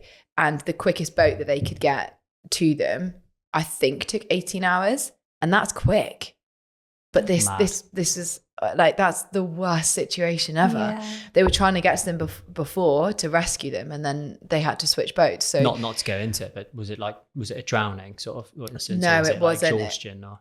It was a heart incident. Oh right, okay. Yeah. But it was as a result of the pressure that they were under during the crossing. So I think we were told about it, and it was just one of those moments on the boat where we were like, shit. Yeah, we'll just stop rowing and just really think. He was also a really, really great person. Yeah. He managed to remember every single person in the fleet's name. Really? He was insane. There were 100 of us. Yeah.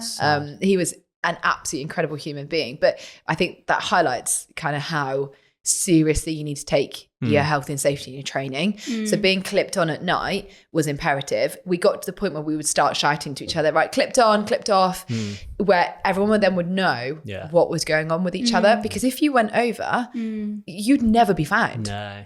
And we did wear life jackets. I think I only said to the girls, right, can we put life jackets on tonight? I think I only did that once.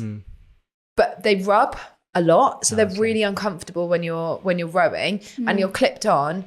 So we didn't have to wear them. It's difficult, isn't it? It's catch-22. What like does your body go through with stuff like that? Because rowing, that's flipping hard. I barely do like 5 minutes on the trainer. You're doing it for hours on end for 6 weeks. How do you train for that? And like, what actually happens to your body? Like, you must have to eat so much. Yeah, loads, and it was great. But so rowing on, like anyone who does CrossFit, for example, like you're training, they'll say, right, go and do, I don't know, is it like 800 meters on the row or something? And you're exhausted. Like I am too. Absolutely. That's just different level of rowing. This is much more about getting your technique as good as you can so that you don't create injuries, but it's also about just sustaining it. So you asked the question of like, what did you do? It's probably the only time I've ever really known what being like mindful means. When someone says like, oh, empty your brain and do this, I'm like, well, that never happens. Whereas on the ocean, you actually can empty your brain and almost go into this like meditative state, which you just do. Flow like, state. That's what a lot of people say, isn't it? Probably, yeah. Like maybe that's what it is, but I'd never really known what that means. Or being like present, I'd also never known what that really meant. People say it as a buzzword. They're like, be present. I'm like, sure. I didn't know what that meant. Whereas you there's things that would break you out of your present state or your flow state that would like disproportionately piss you off. Like if someone said, can you pass my water bottle? You're like, I actually don't want to because my hands are in this position. And if I move them, they're going to bleed. And they're sort of stuck. And also my bum is so sore right now that if I have to spin on my seat can you not reach it? And you're like, no. So things like that, you were like in your flow state, and we'd listen to Harry Potter. Really? We were listening to like music and stuff in between, and then once we got to about halfway, I think I downloaded all of the Harry Potter books, and it's quite cool because you can dip in and dip out of it. Did you all listen to that together? We all listened to it together, so we kept it going. But it was almost our treat, so we'd only start listening to it after lunch, and that was really cool. And actually, like some of the stuff that happened on the boat, people would be like, "Oh, that was book 4." I've never liked that book anyway. Because I'm just thinking. Again, rowing's so hard, but I'm just thinking to the stuff that I've done, a bit of endurance. Running can get quite boring. Like, you do it for like hours on end. These sort of things can get a little bit boring. You're working hard and everything. If you're out on a boat, you're rowing, you're looking at nothing, you're looking at the sea, you're looking at the same old stuff every time. Like, how do you get yourself motivated to do that for 6 weeks?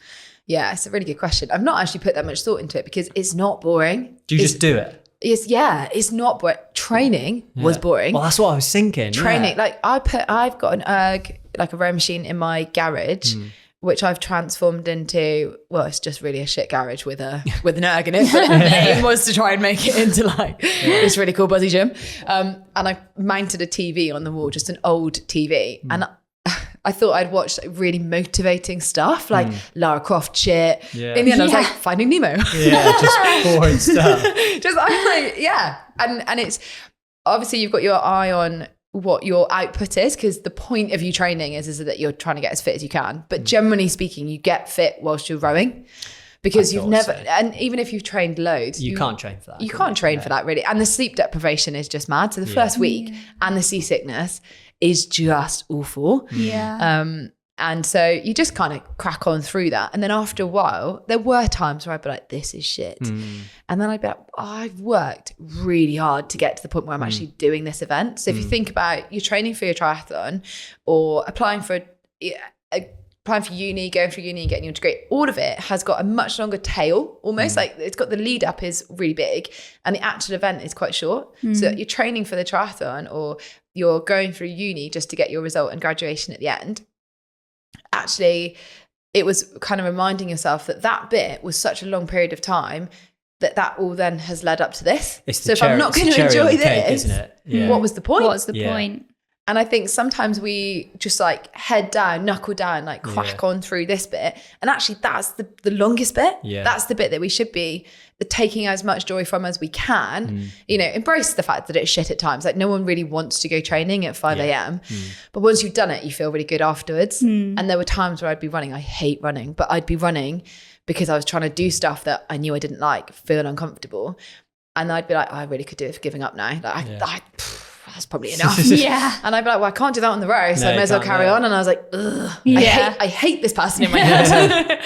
And then afterwards, you kind of feel quite good about it. But when you were doing the rows, it was almost a culmination of all of the stress and strain that had gone into the last year, that this was the bit that we should enjoy. So when I was like, this is hard, I'm like, yeah, obviously, but it's not as hard as this bit was. Yeah. But I really had to work hard to switch that in my head. Yeah.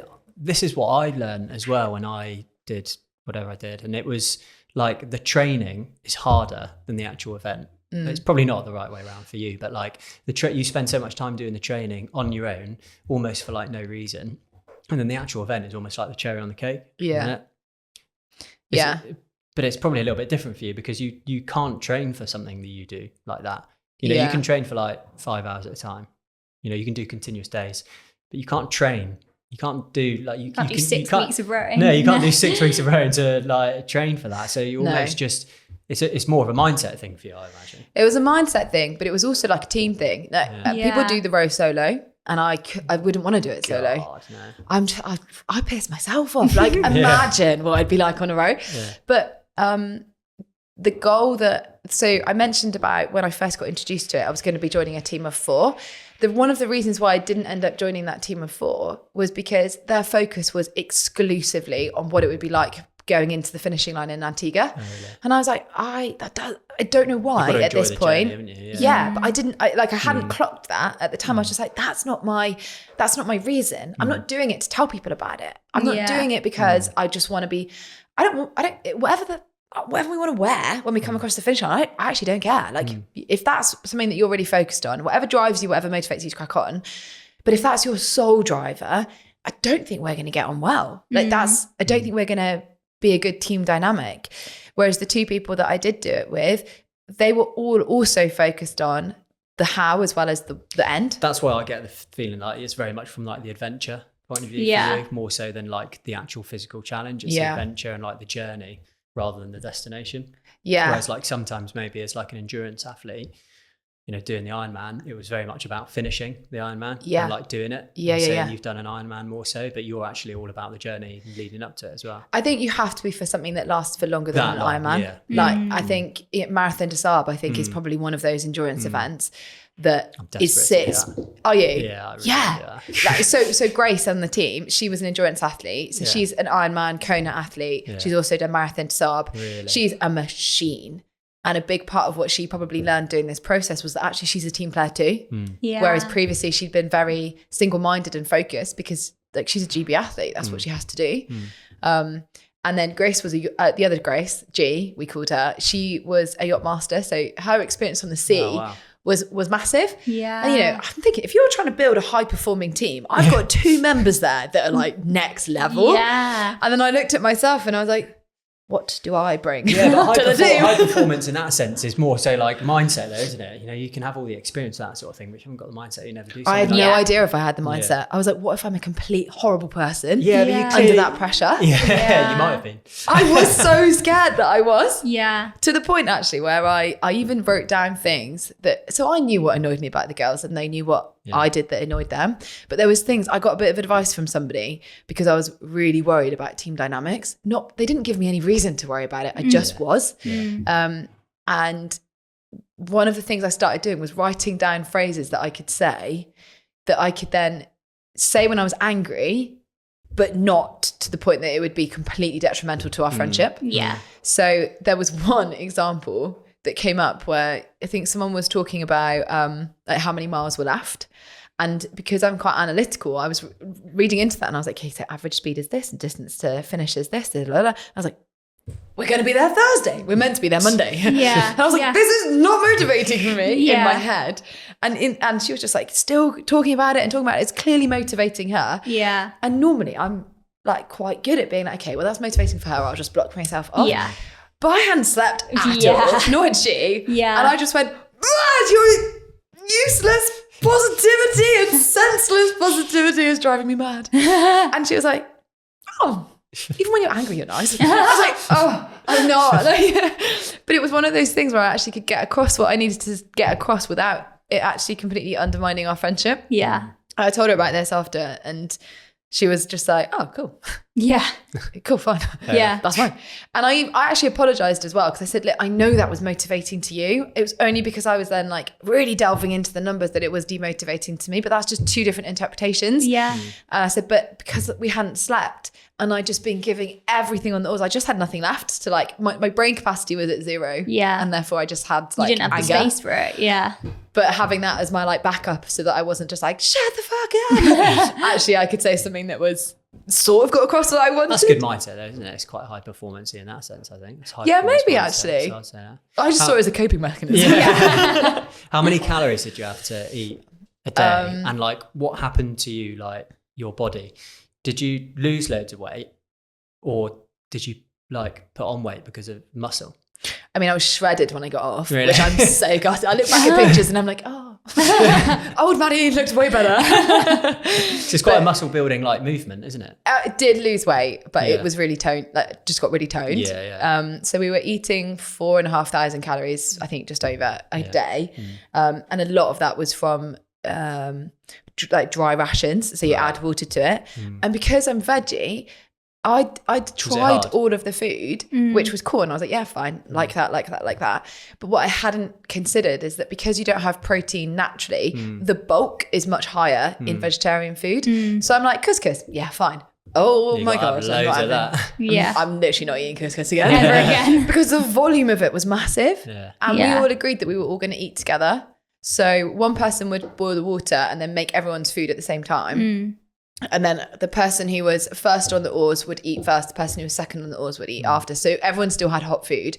But the aim was, if you're on the oars and you've got 2 people rowing, eat as quick as you can because you should really be 2 people rowing as much as possible. It was our decision as a team to be like, let's all eat together so that we're maximizing rest time basically. Yeah. But yeah, because mine was so bulky, I was just like shoving it down.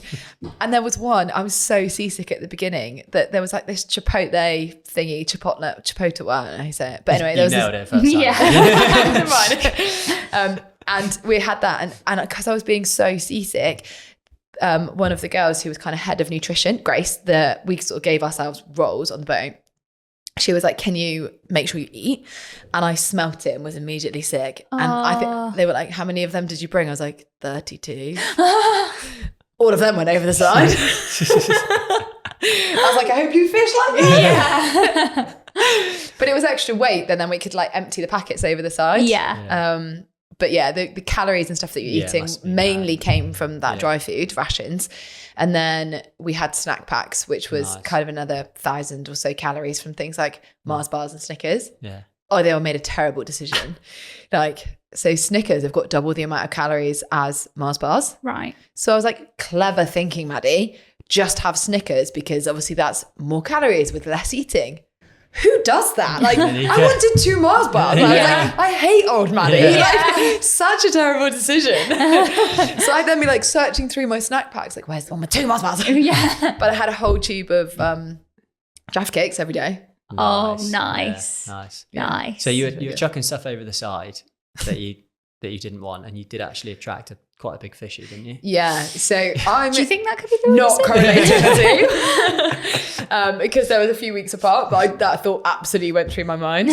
So we used to jump in the water every couple of weeks and clean the bottom of the boat, just with like the stuff that you'd use to get. That's scary. Yeah. That deep. Yeah, I'm not sure if I'd be too comfortable with that. At points, it was 5 miles deep. Oh my God. Wow. Miles. Like, I can't even get my head around that. But just like those scrapers that you'd normally use on like the top of your car to get ice off, we'd swim under and scrape that off. And the first time that I did it, I mean, my heart was racing. I was so scared. And I was using like the boat as though it was my shell. I felt like a turtle. I was like, this is staying close to me. I will always touch it. And you're sort of scraping off the bottom and it's pretty good. So you do it for 2 reasons. One is speed. As long as you haven't got additional drag on the bottom of the boat, that's cool. The second reason that you do it is because they're called rock oysters, I think, that come on the bottom, and they attract smaller fish, and then in turn it attracts bigger and bigger fish. Right. So we were quite aware of this, and we're just still doing it.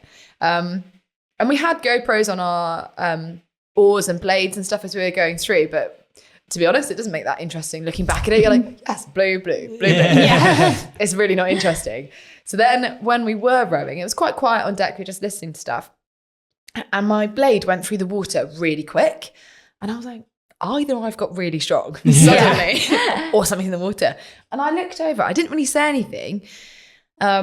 And then I did. I was like, girls, is there something in the water? Because someone was resting at this point. And she was like, Cleopatra resting. She was like, no. Didn't even look. And then it happened again with my other blade. And I was like, there's definitely something in the water. So I dropped my blade and then I stood up and looked over. And I was like, might want to see that, girls. So then they both stood up and they were like, it's a fucking shark, like this, screamed it. And I was like, I love sharks. I mentioned about my nature thing. I love nature. So I'm going through like in my head this Rolodex of sharks that I might know. And I'm like, I'm running out of knowledge. Like, I know none of this. And I looked over the edge and I saw then this flash of blue. Now, we'd spent a lot of time in La Gomera, which is where you set off from, in a bar called the Blue Marlin. And they had pictures of this Blue Marlin everywhere. And I don't know if you've heard of them. They're like a swordfish, kind of like a swordfish. They're a mix between a swordfish and a sailfish. I think they're the fastest fish in the sea. And they're about 4 meters long. They can grow up to 5 meters, I think. And they've got a big bill that comes out. And I think that's how they attack fish. I thought that they like stunned fish by whacking it with their kind of sword nose. Right. But apparently they can spear them too. And I'm like, but their mouths are here and they're spearing a fish over here. Like, how do you like eat it? Anyway, separate to that. We then look over the edge and I'm like, it's definitely a blue marlin. So I said to the girls, I was quite clear. In fact, I was quite impressed actually with how clear I was. I was like, right, oars in, because we've broken an oar. We don't want to ruin another oar. So I was like, girls, oars in, music off, because I was like, the vibrations might be attracting the smaller fish. So I was like, clear on that one. And then I said, dagger board, that needs to come up because we've only got one dagger board. And the two of them listened to me, did nothing that I asked for, and instead got their GoPro in their phone and just like dunked it in the sea and started filming it. And as a result, we've now filmed, I think, the only marlin strike that's happened on a boat before. Wow. But the marlin's like racing underneath the boat. And apparently, well, we only picked this up by filming it, but they were chasing after some yellowfin tuna that were under the dagger board and the rudder. And the marlin was trying to attack them and to eat them. And so it wasn't attacking us as a boat, but the tuna were sheltering under our boat because it was the only way that they could. Really? And so then when Grace then started filming, there's this video where she's like, right, well, someone needs to tell me where it is because I'm not going to put my hand in if it's coming straight at me. And then it like pans over to me and I'm literally there like, it's here. And then the next thing you know is this awful noise. It's like a crunching noise. And then this scream from Grace, because she's kneeling on one of our seats, rowing seats. None of us are rowing at this point because the oars are all in. And she's kneeling on this seat. And the marlin's gone through the bottom of the boat, through the middle compartment and hit the bottom of her seat. So it's come up almost through the deck, and it's made her seat jump. So her scream is not only because the marlin's like literally come through under her boat. The boat. It's actually wobbled the boat and made her like jump up on her seat. God. So then I don't know why, but on camera she's then like, right, this is no joke now. And I'm like, it was never a joke. Why are we on jokes? And so then it was a case of, well, actually we all sort of know what each other's skill sets were at that point. So I was like, gee, can you go to the back and like keep the boat on course? And then me and Grace then tried to look at what the damage was and started like pulling out everything that it had gone through. And I mentioned about how my Pringles were pretty close to my heart. Yeah. The marlin had gone straight through my Pringle hatch. Oh my gosh. I was like, that fucking marlin. So then like we're looking at the giant hole, and all of us, like we're sort of it's in daytime, fortunately. All of us are in this mindset where we're just like, it's actually quite funny. Yeah. This is actually mental. So the boat's built like a better version of the Titanic. So it's got 8 compartments, and essentially once one is full, as long as the bungs are all in each of them, they won't overflow into each other. The problem was it had gone through 2 and into our central hatch, which the bung was open on. Intentionally, because the boat's built to like have an electric pump at the far end, which then pumps the water out when you've got waves that come over the top of the boat. So it's part of the functionality of the boat. But annoyingly, where the marlin had gone through this section, one of the far side sections, then gone through into the middle section, which then meant it went into the other middle section too. And they're the 2 biggest. So at this point, we've got basically half of the boat is full up with water. I didn't think we were going to sink. None of us thought we were going to sink, because we had enough air in the boat to keep it buoyant. But the boats are built so that if they capsize, which a lot of boats do in big weather, if they capsize, they've got enough air in them to rewrite themselves back up again. Now, there are some things that you have to do, like the doors and hatches all need to be shut, the bungs need to be in to control the amount of air that's in the boat. And so my main concern was that there were uncontrollables here, where our boat was filled 3 parts water, that if we did have to capsize, then the boat, I didn't know if it would rewrite itself again. So G's role of just like keeping the boat straight, making sure that whilst me and Grace were trying to fix it, that we were not getting sunburnt, that we were still drinking enough, we were still eating, was probably the most important role at that particular point. And we all were like tethered on and stuff as well. And I remember calling up the safety officer who's on a sat phone. I don't know where he was at this point. I think he was still in Europe. And I called him and I said, been hit by marlin. And I was trying to explain to him how big the hole was. And he was like, yeah, that's fine, Maddie, but use where the top of the marlin's sword has come off, use that to plug the hole. I was like, I'll be really honest, mate. I was like, it's not quite going to cut it. And he was like, well, how big is it? And I was like, dinner plate? I was like, I don't know, but I was like, this sort of size. And he was like, okay, so what you need to do is you need to cut up a dry bag and go under the boat and like stick it to the bottom of the boat. And I was like, sorry. I was like, the signal's really bad. I was like, I thought you said go under the boat. And he was like, yeah, no, I did. I was like, oh my God. Did you do that? Yeah. Oh, Maddie. So again, I'm like a turtle, because I'm like, the boat is my shell. And I was trying to like hold this piece of, all of us were working absolutely as a team at this point. It just so happened to me. I think they were like, who's the one we can afford to lose? Get her in the water. Or sacrifice her. And so I like then tried to stick it to the bottom.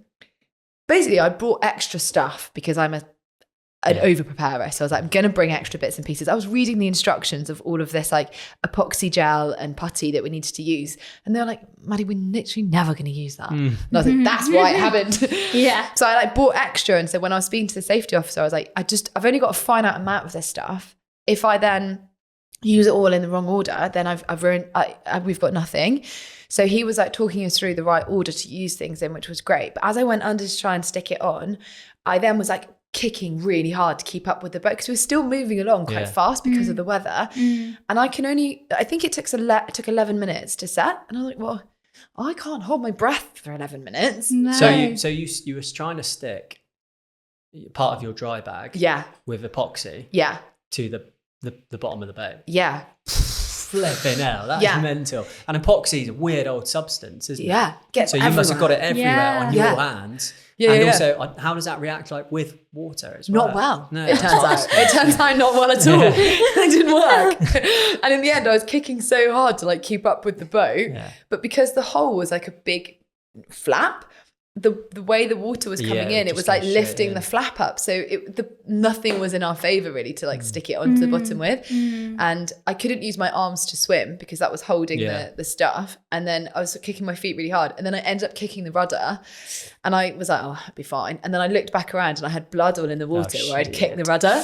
And at that point I was like, abort. This actually is too much. Yeah. So anyway, we used random stuff to try and fill this hole then from above. Yeah. Oh my gosh. That is flipping crazy. Like, That is what did you do after? Stick a bit of Harry Potter on for a treat after that? Yeah. Yeah. Yeah. We opened a bottle of champagne. Yeah.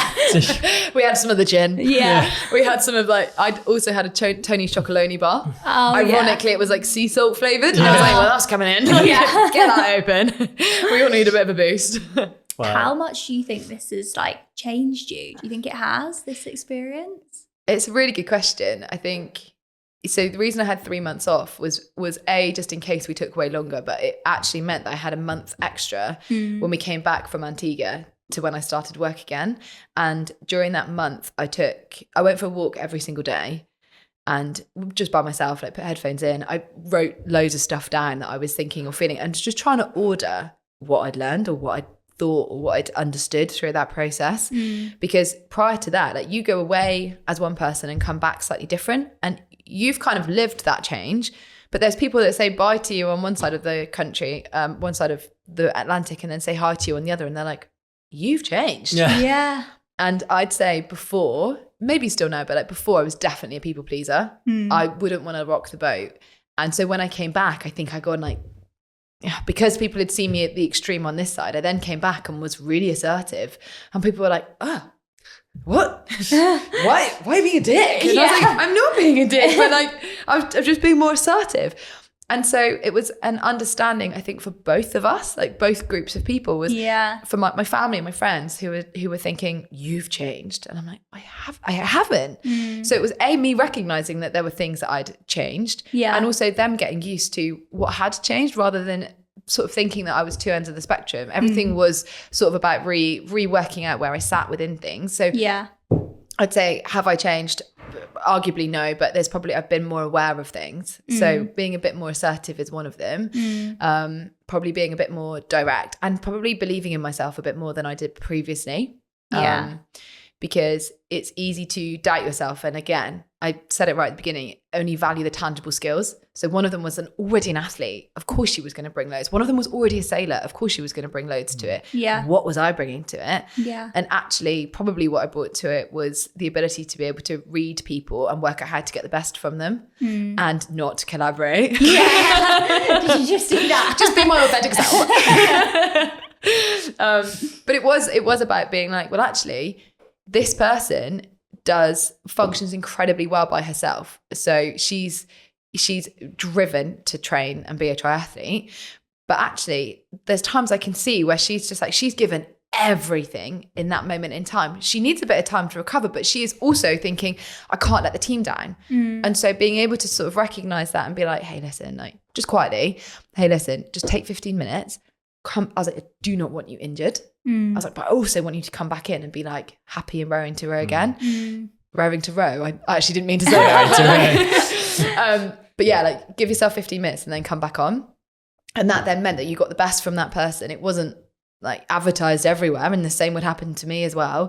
But it was like recognizing where someone who is so used to relying on their own ability to be able to shift themselves and push when they need to during a race, like a 12-hour race or whatever. This was way longer than that. So that person was like, I'm just not good enough. I'm not pushing myself hard enough. Actually having someone be like, you're doing insane. Like, you're doing incredibly well. Just give yourself 15, then come back on and you'll be ready to go again. That was probably something that when you've got two people that are really skilled at what they do, you almost need someone to be like, I'm just going to point you in that direction. Yeah. So that was something that maybe I learned to value perhaps more than I had previously. Yeah.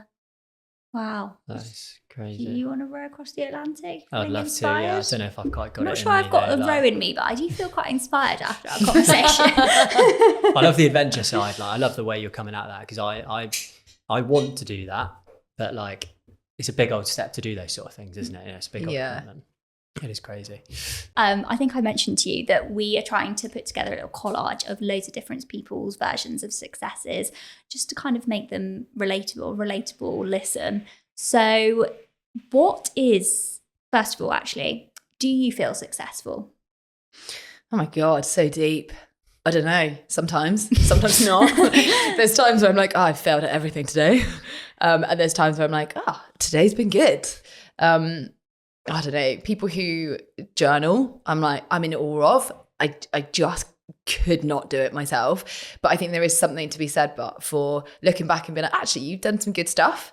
I think, weirdly, dating, like I don't know, like I was dating before, and I feel like when you're dating, you end up telling stories, and then you pull out things and you're like, oh, that was quite cool that I did that. Yeah. And they remind you of things that you've done, and you don't often get a chance to do that when you're just chatting to your friends who kind of know everything about you. And so sometimes when you start remembering something, you're like, oh, I guess that was quite cool. Or that is quite a cool story. Or someone is really listening to me right now. And that's quite cool. So I think sometimes that makes you think, maybe that was quite successful or something like that. But I mean, it's very binary, isn't it? Yes or no? Yeah.